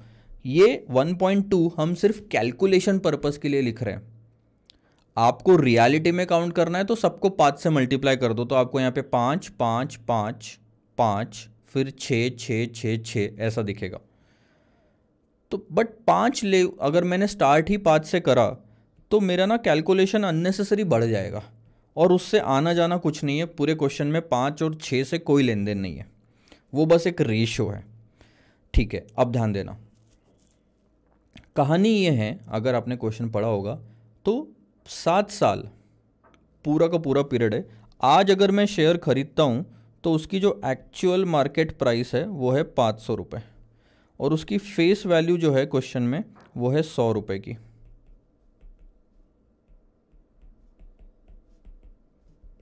तो हर साल 100 रुपये की रहेगी, सही बात है सर। अगर मैं फेस वैल्यू की टोटल कर दूं तो वो आती है 100 रुपये 100 रुपये 100 रुपये की फेस वैल्यू के शेयर है मेरे पास। यहाँ मेरे पास 120 रुपये के फेस वैल्यू के शेयर्स है, सही बोल रहा हूँ, क्योंकि मेरे पास 1.2 है। और उसके बाद डिविडेंड का जो रेट है वो है 20%, और अगर आप 20% लगाओगे तो डिविडेंड आ जाएगा 20 रुपये 20 रुपये 20 रुपये 24 रुपये 24 रुपये 24 रुपये 24 रुपये। तो आपको ये डिविडेंड मिल गया। डिविडेंड हर शेयर पे आपको कितना मिल रहा है, मतलब टोटल डिविडेंड आपको कितना मिल रहा है, ठीक है सर। तो आपको 20-20 रुपये के हिसाब से डिविडेंड मिला पहले 3 साल तक, और उसके बाद 24-24 रुपये का डिविडेंड मिला, क्योंकि आपके पास 1.2 शेयर थे। क्वेश्चन अब क्या बोलता है, क्वेश्चन ये बोलता है कि ये देखो लास्ट में आपको जो है, आपका जो 7वें साल में शेयर आप बेचोगे वो 900 रुपये का बिक जाएगा, यानी कि आप 900 रुपये में ये शेयर बेच सकते हो। लेकिन ध्यान देना, एक वर्ड है जहाँ पे आप गलती कर सकते हो, पूरा का पूरा 900 is not the right answer, ये इंपॉर्टेंट है वर्ड। हर शेयर 900 रुपये में बिकेगा, तो 900 into 1.2 will be your cash flow eight the end of the 7th year. आप जब पूरे 1.2 शेयर बेचोगे तो आपको 1080 रुपये मिलेंगे। तो आपकी जो टोटल कैश फ्लो है वो है ये 20 20 20 24 24 24 24 और 1080।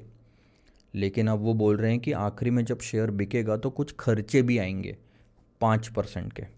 तो 5% के अगर खर्चे आएंगे तो 5% इसमें से उसी टाइम पे चला जाएगा। सो 1080 लेस 5%, तो हमारे पास 1026 ही बचेगा कैश फ्लो, ठीक है। तो नेट कैश फ्लो जो हमारी हुई 1026 हुई, ठीक है। बोलना क्या चाहते हो सर? बोलना हम ये चाहते हैं, क्वेश्चन ये पूछ रहा है कि अगर इस तरह से कैश फ्लो मिलने वाली है तो ये जो पर्टिकुलर इन्वेस्टर है इसने शेयर को खरीदने के लिए मैक्सिमम कितने रुपए देने के लिए रेडी रहना चाहिए। मान लो एक्स इज द प्राइस आज, ये अमाउंट कितनी होनी चाहिए ज्यादा से ज्यादा कि फिर भी हम शेयर खरीदने के लिए रेडी रहे।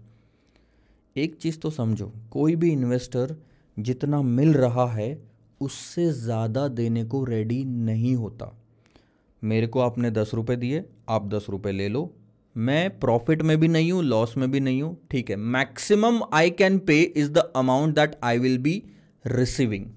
तो पहले तो ये पता कर लो कि आपको प्रेजेंट वैल्यू के टर्म्स में कैश इनफ्लो कितनी हो रही है फ्यूचर से। तो इसकी प्रेजेंट वैल्यू मतलब सारे डिविडेंड की प्रेजेंट वैल्यू और आपकी 1026 की भी प्रेजेंट वैल्यू निकाल लो, वो एक फिगर आएगी।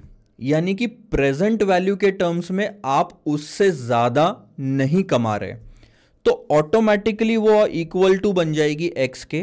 कि आज अगर मैं लेट्स से फॉर एग्जांपल वो फिगर आती है कुछ 550 रुपये, 565 रुपीज़ ले लो, तो इसका मतलब 565 से ज़्यादा मुझे मिल नहीं रहा है, तो 565 से ज़्यादा मैं दूंगा भी नहीं शेयर खरीदने के लिए, वो आपकी मैक्सिमम प्राइस बन जाएगी। बट क्वेश्चन ना आपको ये नहीं पूछ रहा कि मैक्सिमम कैश आउटफ्लो कितना होगा, वो बोल रहा है कि मैक्सिमम प्राइस कितनी होगी शेयर की। अब शेयर की जितनी भी प्राइस रहे आपको उस पर 5% का खर्चा और बियर करना है, क्योंकि क्वेश्चन में क्लियरली लिखा है कि 5% का जो खर्चा है परचेस और सेल दोनों पे लगेगा।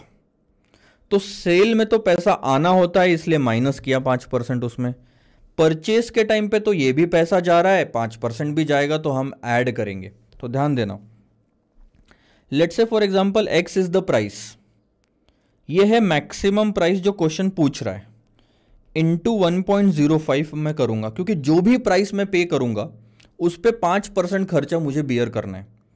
तो ये आ जाएगी 1.05x, ये होगा मैक्सिमम कैश आउटफ्लो, मतलब मैं इससे ज़्यादा मेरे जेब से पैसा नहीं जाना चाहिए।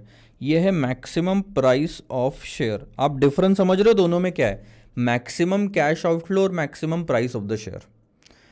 तो अगर मैं बोलूँ प्राइस कितनी होनी चाहिए मैक्सिमम, तो x, मैं बोलूँ मैक्सिमम कैश आउटफ्लो कितना होना चाहिए तो 1.05x। अब मैक्सिमम कैश आउटफ्लो कितना होना चाहिए, मैक्सिमम कैश इनफ्लो जितना। और इनफ्लो कितना कैसे कैलकुलेट करोगे, present value of dividend plus present value of 1026 यानी कि सेलिंग प्राइस। तो आप अब मैंने तो आपको सीधा रास्ता बताया, अब आप आओ पीछे से। तो सबसे पहले आप इसकी प्रेजेंट वैल्यू निकालो और इसकी प्रेजेंट वैल्यू निकालो, तो आपका आ जाएगा कि प्रेजेंट वैल्यू के टर्म्स में आप इतना कमा रहे हो, तो प्रेजेंट वैल्यू के टर्म्स में इतना सेम अमाउंट आपका जाना चाहिए, उससे ज़्यादा नहीं जाना चाहिए। 1.05x इक्वल टू कोई फिगर आएगी, उसमें x ऑटोमेटिकली निकल जाएगा आपका, that will be the price of the share. So ध्यान देना आप क्वेश्चन में क्या किया हुआ है। इन्होंने 20 20 20 24 24 24 24, बहुत सारे बच्चों का आएगा कि ये 24 कैसा आया, तो ये 1.2 शेयर, क्योंकि हमें चौथे साल में 0.2 शेयर ज़्यादा मिले थे बोनस में, ठीक है। और चौथे साल में ही 900 रुपये के भाव से हमने शेयर बेचे थे 1.2, तो 900 इंटू 1.2 हो गया, और 0.95 यानी कि 5% लेस कर दिया उसमें से, तो 95% ही पकड़ा। ऐसे करके टोटल मिला के जो प्रेजेंट वैल्यू आ रही है वो है 563.68। अब ध्यान देना मेरी बात पे, इन दोनों की जो टोटल आ रही है वो है सर 563.68, यानी कि प्रेजेंट वैल्यू के टर्म्स में फ्यूचर में आपको इससे ज़्यादा की कमाई नहीं होने वाली, और जब इससे ज़्यादा की कमाई नहीं होने वाली तो इससे ज़्यादा आपका आउटफ्लो भी नहीं होना चाहिए। Outflow includes both the things, share की प्राइस और आपका खर्चा 5% जो लगने ही वाला है, कोई भी प्राइस हो। तो 1.05x should be equal to 563.68, यानी कि इसमें दो हिस्से हैं, शेयर की प्राइस भी और वो 5% एक्स्ट्रा खर्चा भी। तो अब आप x निकाल लो, आपका कहानी खत्म। ये रहा, यही वो फॉर्मूला है, उससे आ जाएगा आंसर 536, यानी कि 536 और बैलेंस पैसा मिला के हो रहा था 563.68, तब जाके आपका। तो ये 536 is the maximum price that you will be ready to pay. आप ही देखो ना, 536 में अगर कोई शेयर खरीदने जाओगे तो उस पर सीधा सीधा 5% चार्ज लग जाएगा आपका। तो वो हो गया आपका 536 पॉइंट कितना है वो, 84 है ना। तो मैं थोड़ा एग्जैक्ट फिगर ले लेता हूँ। तो उस पर 5% चार्ज लग जाएगा, तो वो आएगा कुछ 563.68। यानी आज आपके जेब से कितना पैसा जाएगा एक शेयर खरीदने के लिए, इतना, और कल जाके जितना भी मिलने वाला है उसकी प्रेजेंट वैल्यू भी इतनी।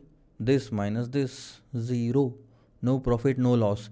This is the maximum that you will be ready to pay. और वही प्राइस आज कितनी दी है एक्चुअल मार्केट में, 536 तक प्राइस कितनी भी चले जाए मैं शेयर खरीदने के लिए रेडी हूँ। आज तो 500 चल रहा है, 510 में भी खरीदने के लिए रेडी हूँ, 20, 30, 35, 36 में भी खरीदने के लिए रेडी हूँ। लेकिन गलती से प्राइस यहाँ पे 537 हो गई तो ये भी 563 से ऊपर चला जाएगा।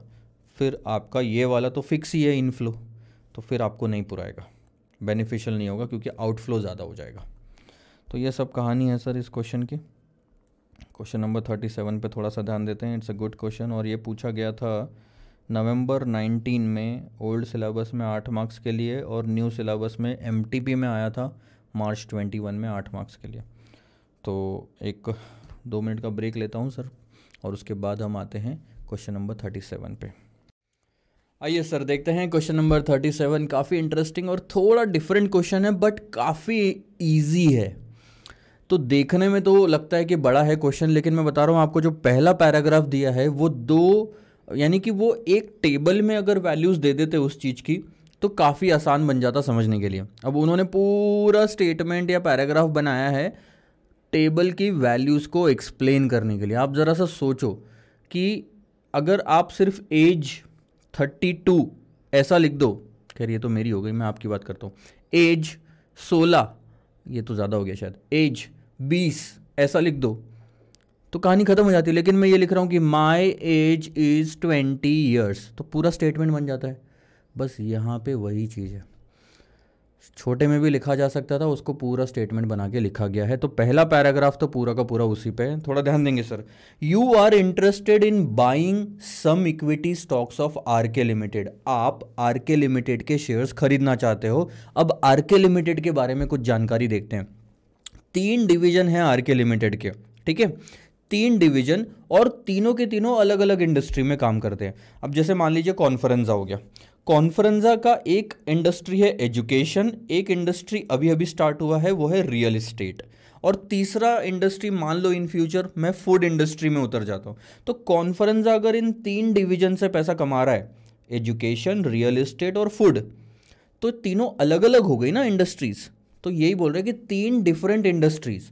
डिवीजन ए कैप्चर करता है 10% of its industry sale, company के सेल का 10% नहीं, पूरी इंडस्ट्री में जितनी भी, उस पूरी पर्टिकुलर ए इंडस्ट्री जो है उसमें जितना भी सेल होता होगा उसका 10% सेल इस कंपनी में डिवीजन ए करता है या कैप्चर करता है, which is forecasted to be 50 crore for the industry. Sales which is forecasted to be 50 crore for the industry. So एक इंडस्ट्री है मान लो एजुकेशन इंडस्ट्री, इसमें पूरा 50 करोड़ का सेल होता है, ठीक है, 50 करोड़ का 10% यानी कि 5 करोड़ का सेल हमारी कंपनी कैप्चर कर लेती है। डिवीजन बी और सी कैप्चर करता है 30% और 2% अपनी अपनी इंडस्ट्री के सेल्स का, ठीक है सर, जो कि आता है 20 करोड़ और 8.5 करोड़ रिस्पेक्टिवली। अब ये तो बात हो गई सर, पहले तो बात करी कि हमारी एक कंपनी है, कंपनी के 3 डिवीजन है, 3 डिवीजन के 3 सेल्स है, और वो भी इंडस्ट्री का एक परसेंटेज आता है। तो आप देखो अगर लिखने जाओ तो ऐसा है दिखेगा, वो आरके लिमिटेड के 3 डिवीजन है, ए, बी, सी। उनके सेल्स की जानकारी दी है 50 करोड़ का 10% और 20 करोड़ का 30% और 8.5 करोड़ का 2%। ये हो गया हमारा सेल्स। 5 करोड़, 6 करोड़ और 1.7 करोड़, नहीं 0.17 करोड़, यानी 17 लाख सिर्फ। ठीक है, ये हो गया हमारा सेल्स। अब ये सेल्स पे हमारा प्रॉफिट का मार्जिन कितना है इसके बारे में बात हो रही है। Division A traditionally had a 5% income margin, जबकि बी और सी का 8 और 10% का मार्जिन है।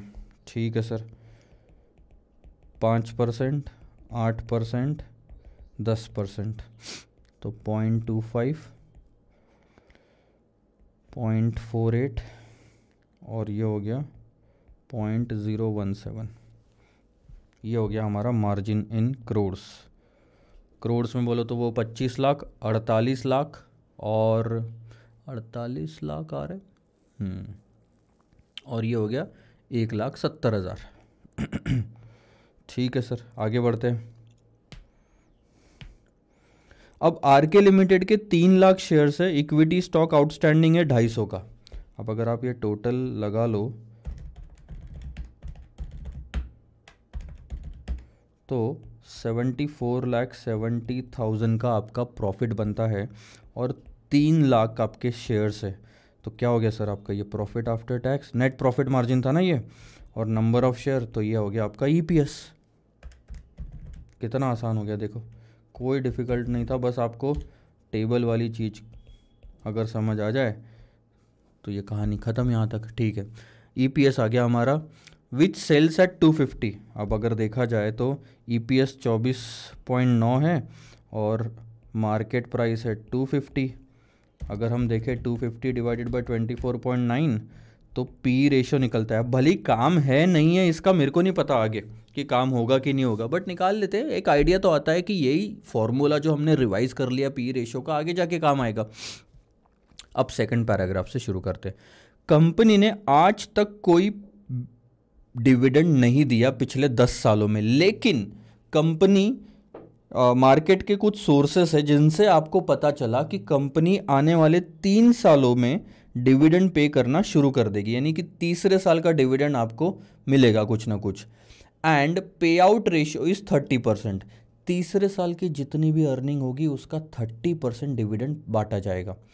एक्सपेक्टिंग दिस डिविडेंड, अब आपको लग रहा है कि यार तीसरे साल में डिविडेंड मिलेगा, चौथे 5वें साल में भी मिलेगा, तो आपको लग रहा है कि आपने ये स्टॉक एटलीस्ट 5 साल के लिए तो होल्ड करना ही चाहिए। आज अगर खरीदोगे तो भले ही पहले साल डिविडेंड नहीं मिलेगा, दूसरे साल डिविडेंड नहीं मिलेगा, तीसरे चौथे 5वें साल तो डिविडेंड मिलेगा। By analysing the past financial statements you have determined that RK limited की जो रिक्वायर्ड रेट ऑफ रिटर्न है, यानी कि कॉस्ट ऑफ इक्विटी आ जाएगी इस केस में 18%, पी रेशो आएगा 10 का अगले साल के लिए। अभी का कितना आ रहा है, अभी का भी 10.04 ही आ रहा है, अगले साल के लिए 10 का और 5वें साल के एंड के लिए 20 का पी रेशो आ रहा है। ठीक है sir, would you purchase RK limited equity at this time based on your 1 year forecast. आपका जो 1 साल का फोरकास्ट है उसके बेसिस पे क्या आप शेयर्स खरीदना पसंद करोगे। अभी की शेयर प्राइस कितनी है, 250 रुपये की। तो आप बताओ कि 1 साल के बाद जो भी अर्निंग होगी उसका 10 गुना मार्केट में प्राइस होना, तो क्या आप शेयर खरीदना पसंद करोगे। दूसरा वाला पार्ट तो हम बाद में देखेंगे, टैक्सेशन इग्नोर करने के लिए बोला है। प्रेजेंट वैल्यू फैक्टर्स आपको दिए हुए हैं, अब आपको क्या करना है सर। देखो ये वाला पार्ट तो मैंने आपको अभी कैलकुलेट करके दे दिया। ऑब्वियसली एग्जाम में आप ऐसे प्रेजेंट नहीं करोगे, डायग्राम वाइग्राम मत बनाओ, प्रॉपर टेबल बनाओ। ध्यान देना, division A B C 50 crore 20 crore 8.5 crore ये इंडस्ट्री का सेल है, कंपनी का या डिवीजन का नहीं है। पूरे इंडस्ट्री में 50 का सेल होता है, तो ये वाली कंपनी 50 का 10% कैप्चर करती है, 20 का 30%, 8.5 का 2%, ऐसे करके टोटल 74,70,000 का आपका प्रॉफिट आफ्टर टैक्स आता है, यानी 74,70,000 नंबर ऑफ शेयर और ईपीएस आ गया आपका। ठीक है, अब आपका ईपीएस 24.9 आ चुका है। ठीक है, अब आपको क्लियरली बोला है कि आपके 1 साल का फोरकास्ट है कि आपका अर्निंग का 10 गुना मार्केट प्राइस होगी 1 साल बाद। अर्निंग के 10 गुना मार्केट प्राइस होगी। अर्निंग है 24.9, पी रेशो बोलता है 10, यानी कि आज से ठीक 1 साल बाद हमारी मार्केट प्राइस कितनी होगी सर? 24.90 इंटू 10 यानी कि 249। आज खुद मार्केट में प्राइस 250 है, अगर आप थोड़ा ध्यान दोगे आज तो खुद 250 में, तो क्या आप आज 250 में शेयर खरीद के 249 यानी 49 में बेचना चाहोगे? पहला पॉइंट नो। इनफैक्ट इसकी प्रेजेंट वैल्यू निकालोगे 249 की 18% से, तो 0.847 से मल्टीप्लाई करना पड़ेगा, क्योंकि ऐसे 250 को 249 से कंपेयर करना तो गलत हो गया। तो 0.847 से मल्टीप्लाई भी करो तो और कम हो जाएगी, यानी कि 211 रुपये। क्या मतलब है 250 रुपये दे के 211 रुपये आज की डेट में हासिल करने में? नहीं मतलब है। तो इसका मतलब हम शेयर नहीं खरीदेंगे। अब आपका एक सवाल आ सकता है कि सर मार्केट प्राइस 1 साल बाद जो निकाली उसके लिए पी रेशो 1 साल बाद का लिया, तो ईपीएस भी तो 1 साल बाद का लेना चाहिए। ध्यान देना, हम आज डिसाइड कर रहे हैं कि शेयर खरीदना चाहिए कि नहीं। इसका मतलब हम कहाँ खड़े हैं? यहाँ खड़े हैं। तो यही का डेटा इस्तेमाल करेंगे कि आज अगर हमारी अर्निंग 24.90 है तो इसके हो सकता है 5 गुना आज प्राइस हो, 10 गुना यहाँ पे 1 साल बाद प्राइस होगी, 15 गुना इसके बाद प्राइस होगी और सो ऑन। तो हमने इंक्रीज्ड ईपीएस का इम्पैक्ट पी रेशो में ले लिया, इसीलिए हम सेम प्राइस को इस्तेमाल कर रहे हैं। वहाँ का ईपीएस तो वहाँ जाने के बाद पता चलेगा ना, आज कैसे पता चल जाएगा? यहाँ जाने के बाद आपको पता चलेगा। पहला, आप बोलोगे सर ग्रोथ रेट दी हुई है उससे भी तो पता चल जाएगा। ध्यान देना, यहाँ पे क्लियरली लिखा है expected to earnings to grow at 15%, but ये तो सेकंड क्वेश्चन का पार्ट है ना, ये दोनों क्वेश्चन का पार्ट नहीं है, ये सिर्फ सेकंड क्वेश्चन का पार्ट है। तो आपको फर्स्ट वाले पार्ट को इंडिपेंडेंटली सॉल्व करना है। सेकंड वाला मान लो अभी के लिए है ही नहीं, तो कोई ग्रोथ ही नहीं हुई, कोई ग्रोथ ही नहीं है, तो सिर्फ एक ही तो ईपीएस आपको दिया है 24.9। उसी का 10 गुना होगा 1 साल बाद और उसी का 20 गुना होगा 5 साल बाद। ये देखो यहाँ पे भी जो लिखा है उसी का 20 गुना होगा 5 साल बाद। यही तो चीज़ें वो लिख रहे हैं कि आज के ही आप अगर वहाँ का मार्केट प्राइस जानना चाहते हो तो आज के ईपीएस को 10 गुना मल्टीप्लाई कर दो, आज के ईपीएस को 20 गुना मल्टीप्लाई कर दो। अब देखो आपका सेकंड पार्ट, फर्स्ट वाला पार्ट पहले तो 24.90 इंटू 10 करा तो 249 आ गई एंड ऑफ द ईयर की प्राइस।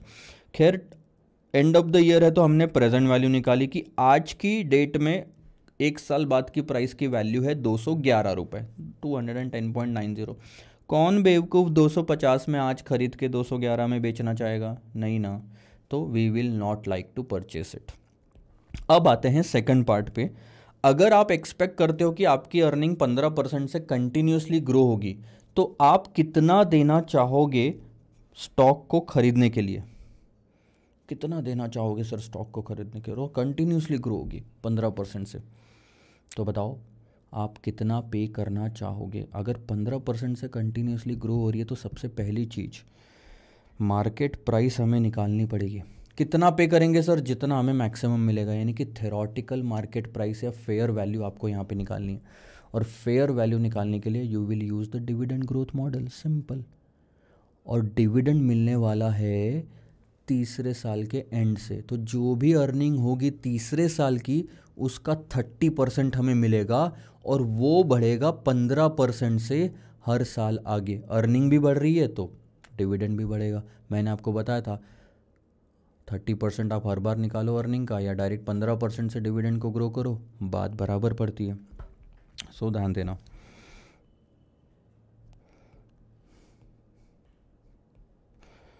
$24.90 आज का है, इसको 15% से ग्रो करा तो आया 28.64, इसको 15% से ग्रो करा तो आया 32.93, इसको 15% से ग्रो करा तो आया 37.87। बट ये तो हो गई सर सिर्फ अर्निंग पर शेयर, हम बात कर रहे हैं डिविडेंड पर शेयर। और उसने बोला तीसरे साल से मिलना शुरू हो जाएगा, यानी तीसरे साल में भी मिलेगा 30% ऑफ दैट, यानी कि 11.36 विल बी द डिविडेंड। और उसके बाद परपेचुअली कंटिन्यूसली लिखा है, कंटिन्यूसली लिखा है, ध्यान देना, कंटिन्यूसली 15% से ग्रोथ होगी। कहानी ख़त्म। आपके पास D3 आ गया, आप लास्ट वाला पॉइंट है ना ये, MP3 निकाल लो और आपकी मार्केट प्राइस आज की निकल जाएगी। ध्यान देना, MP3 के लिए हमें चाहिए D4 divided by cost of equity minus growth. अब आप D4 कैसे निकालोगे? 11.36 में ग्रोथ ऐड कर दोगे जो कि है 15%, सही बोल रहा हूँ मैं, डिवाइडेड बाय 18% की आपकी कॉस्ट ऑफ इक्विटी, 15% की ग्रोथ, यानी कि 435 एक बार मैं फिर से कैलकुलेट करूँगा, 47 आपकी मार्केट प्राइस आती है थर्ड ईयर एंड की, फर्स्ट सेकंड और थर्ड ईयर एंड की। ठीक है सर, ले ली। अब आपके थर्ड ईयर में आपको एक तो ये मिलेगा और थर्ड ईयर में आप शेयर बेच दोगे, शेयर बेच दोगे तो आपको ये मिलेगा। तो आपको 2 कैश फ्लो मिल रही है थर्ड ईयर में ही, टोटल मिला के 446.83। इसको 3 साल से खींच लो, प्रेजेंट वैल्यू फैक्टर 18% से देखो 3 साल का क्या है, 0.609। ठीक है, तो 0.609 से मल्टीप्लाई करो, आपका आंसर आता है 272 रुपये 11 पैसे या 12 पैसे भी ले लो। यानी ये है आज की प्राइस थ्योरेटिकल, यानी कि इस शेयर से, आज इस शेयर को खरीदने के बाद हमें 272 रुपये 12 पैसे से ज़्यादा नहीं मिलने वाला फ्यूचर में। यह है आज की वैल्यू फ्यूचर कैश फ्लोज की। तो जब हमें इससे ज़्यादा नहीं मिल रहा तो इससे ज़्यादा हम पे भी नहीं करेंगे। So the maximum that we will be ready to pay is this much. और एक तरीका बताता हूँ, आप D3 पे क्यों, आप D2 पे ही, आप सॉरी सेकंड ईयर पे ही आप इसकी वैल्यू निकाल सकते हो। बहुत आसान है। मैंने जो पहला तरीका बताया वो ये था, MP0 is equal to D3 plus MP3 और multiplied by present value factor 18% से 3 साल का, बराबर है। इसी ऐसे ही हमने अभी सॉल्व किया है। मैं अब आपको दूसरा तरीका बताता हूँ। आप सिंपल MP2 निकाल लो, क्योंकि सेकंड ईयर में तो डिविडेंड नहीं मिल रहा आपको। MP2 में आप D3 तो इस्तेमाल करोगे। MP2 कैसे लोगे? सॉरी, स्टेप बाय स्टेप चलते हैं। MP2 into present value factor 18% से 3 साल का। अब MP2 के लिए हमें चाहिए होता है D3 divided by cost of equity minus growth और प्रेजेंट वैल्यू फैक्टर 18% से 3 साल का। ठीक है सर, D3 हमने ऑलरेडी निकाला था, उसमें और ग्रोथ ऐड नहीं करोगे, वो D3 ही है, डिवाइडेड बाय 0.18 माइनस 0.15। और अब दूसरे, सॉरी यहाँ ये मैंने गलत लिखा, दूसरे साल की कैश फ्लो है ना, ये देखो दूसरे साल की कैश फ्लो है तो दूसरे साल का फैक्टर चाहिए, तो हम यहाँ पे दूसरे साल का फैक्टर लेंगे।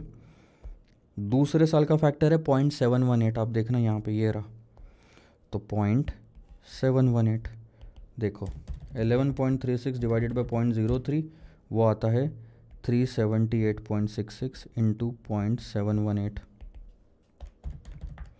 तो ये आ गया 271.88। ये देखो 272.12, यानी कि 12 और 12 24 पैसे का फ़र्क आ रहा, rounding off issues.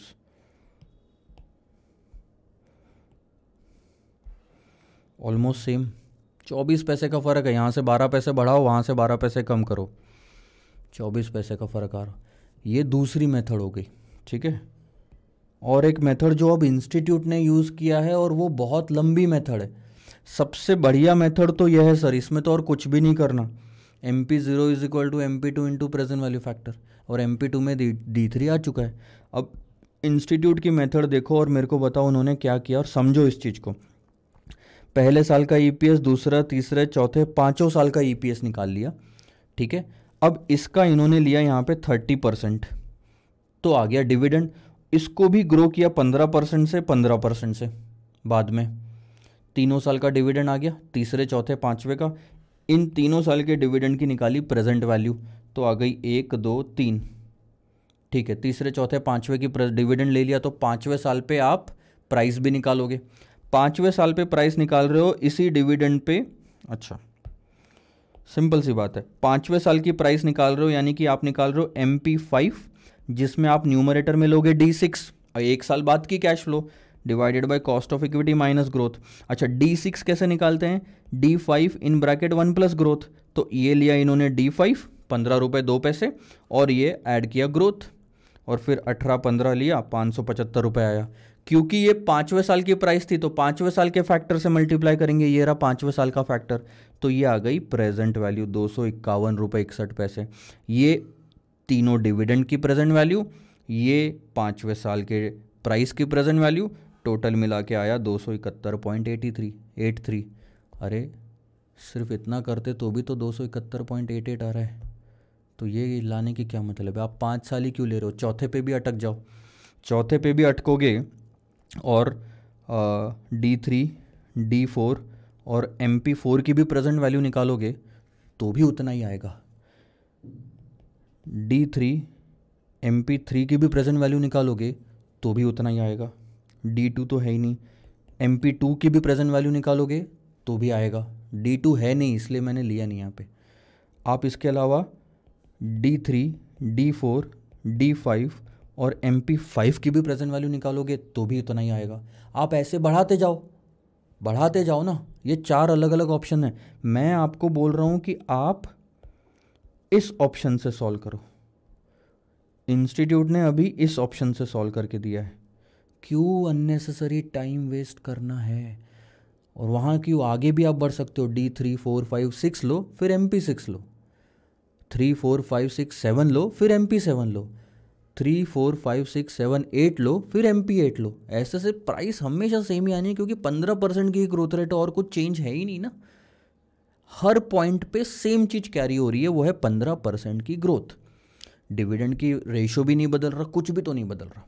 Second year के बाद से आप ध्यान देना, सेकंड ईयर के बाद से ग्रोथ रेट भी सेम है आपकी, कॉस्ट ऑफ इक्विटी भी सेम है, सब कुछ सेम है, तो सेकंड ईयर पे ही अटक जाओ। हाँ, सेकंड से फर्स्ट ईयर पे नहीं अटक सकते, क्योंकि आपको डिविडेंड पहला वाला तीसरे साल में दिया हुआ है, ज़्यादा ज़्यादा उसके 1 साल पीछे आ सकते हो, वो है सेकंड ईयर। तो बस ये तरीका है। मैं आपसे एक रिक्वेस्ट करूँगा कि आप ये वाला पार्ट लिख के रखें जो मैंने यहाँ पे लिखा है आपको, पहली मेथड, दूसरी मेथड, तीसरी मेथड, चौथी मेथड, और चौथी को ऐसे मार्किंग करके रखो और इसको ऐसे मार्किंग करो कि ये सर ने कराया है।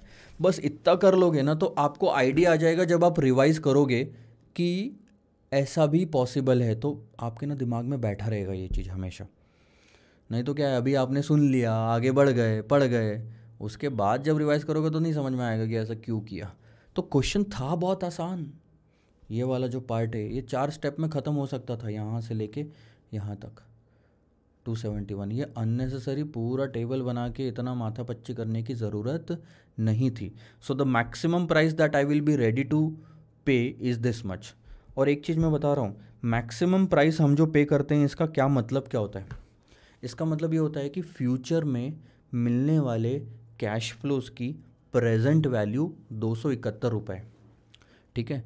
यानी कि अगर मेरे को इस शेयर को ख़रीदने के बाद 271 से ज़्यादा मिल नहीं रहा है तो मैं इस शेयर को ख़रीदने के लिए उससे ज़्यादा दूंगा भी नहीं, इसीलिए वो मेरी मैक्सिमम प्राइस बन गई, क्योंकि मैं उससे ज़्यादा देने को राज़ी नहीं हूँ, क्योंकि मुझे उससे ज़्यादा मिल भी नहीं रहा है। तो बात ये होती है। क्वेश्चन नंबर 37 सर इसी के साथ में ख़त्म हुआ। बहुत बढ़िया बढ़िया। अभी आपने रिसेंट में पिछले 3-4 एग्जाम्पल देखे होंगे तो काफ़ी अच्छे थे आपके एग्जाम्पल, टफ भी थे, सीखने लायक थे। तो ये सब करो। स्टार्टिंग के तो काफ़ी इजी थे, इजी वाले हमेशा स्किप कर देना सर, रिवीजन के लिए कोई काम नहीं आने वाले आपको वो, और ना ही मेरे को लगता है इंस्टीट्यूट पूछेगी, और पूछ भी लिया तो आप अब टफ लेवल वाली कैटेगरी में आ चुके हो, और ऐसे क्वेश्चन की बार बार प्रैक्टिस करके आपको इजी वाले क्वेश्चन बहुत आसान चले जाएंगे। इनफैक्ट आपको कभी एग्जाम में पूछ भी लिया तो आप खुद पे डाउट करोगे कि सही में ये फाइनल का ही क्वेश्चन है या इसमें कोई ट्रिक है, जबकि पूरा आंसर ईजी रहेगा। तो बस यही कहानी है सर। फ़िलहाल के लिए मैं चलता हूँ, और उसके बाद में क्वेश्चन नंबर 38 ऑनवर्ड्स हमारे थोड़े कॉन्सेप्ट बदलने लग जाएंगे। इसमें हम एच मॉडल पढ़ेंगे क्या होता है, उसके बाद हम IRR टेक्निक पढ़ेंगे 39 में। 39 के बाद क्वेश्चन नंबर 40 ऑनवर्ड्स आपके दो नए कॉन्सेप्ट आएंगे, free cash flow to equity और free cash flow to firm, जिसको हम FCFE और FCFF बोलते हैं। ये सारे नए कॉन्सेप्ट सर अब हम अगले लेक्चर में लेंगे। मैं यहाँ पे दिखा देता हूँ आपको। देखो हमने यहाँ से ये 2 स्टेज वाले देखे थे, उसके बाद हमने 5 स्टेज 6 स्टेज भी देखा, फिर ये देखा maintaining target receipt by selling share, ये 2000 रुपये वाला क्वेश्चन है। अपने कॉन्सेप्ट वाली शीट में आपको जो मिली होगी उसमें लिख दो ये 2000 रुपये वाला, आपको आइडिया आ जाएगा कैसे करना है। मैक्सिमम प्राइस अभी जो हमने निकाला ये 271.83 वाला, ये मैक्सिमम प्राइस वाला। अब है एच मॉडल, उसके बाद IRR, फिर FCFE, फिर देखो सारे कॉन्सेप्ट बदल गए आपके यहाँ से। इसीलिए मैं यहाँ पे अब रुक गया, क्योंकि यहाँ तक हमारा सेम जो हमने पढ़ते आ रहे हैं, कब से बताऊँ, गॉर्डन्स ग्रोथ मॉडल से, मतलब क्वेश्चन नंबर 10 से लेके अभी तक 39 तक सेम ही कॉन्सेप्ट इस्तेमाल हुआ है। तो बस बात इतनी सी है। इसके आखिरी के मैं बता रहा हूँ ये गॉर्डन्स मॉडल में, बाकी सब छोड़ दो और आखिरी के 5 क्वेश्चन भी आप कर लो तो आपका टाइम भी बचेगा और सब कुछ याद रहेगा। हालांकि आखिरी में मैं सब कुछ नोट करवा के दूंगा कौन सा इंपॉर्टेंट है कौन सा नहीं है। आगे बढ़ते हैं सर, अगले लेक्चर में आपसे मैं मिलूंगा क्वेश्चन नंबर 38 के साथ, एच मॉडल। Bye bye. 38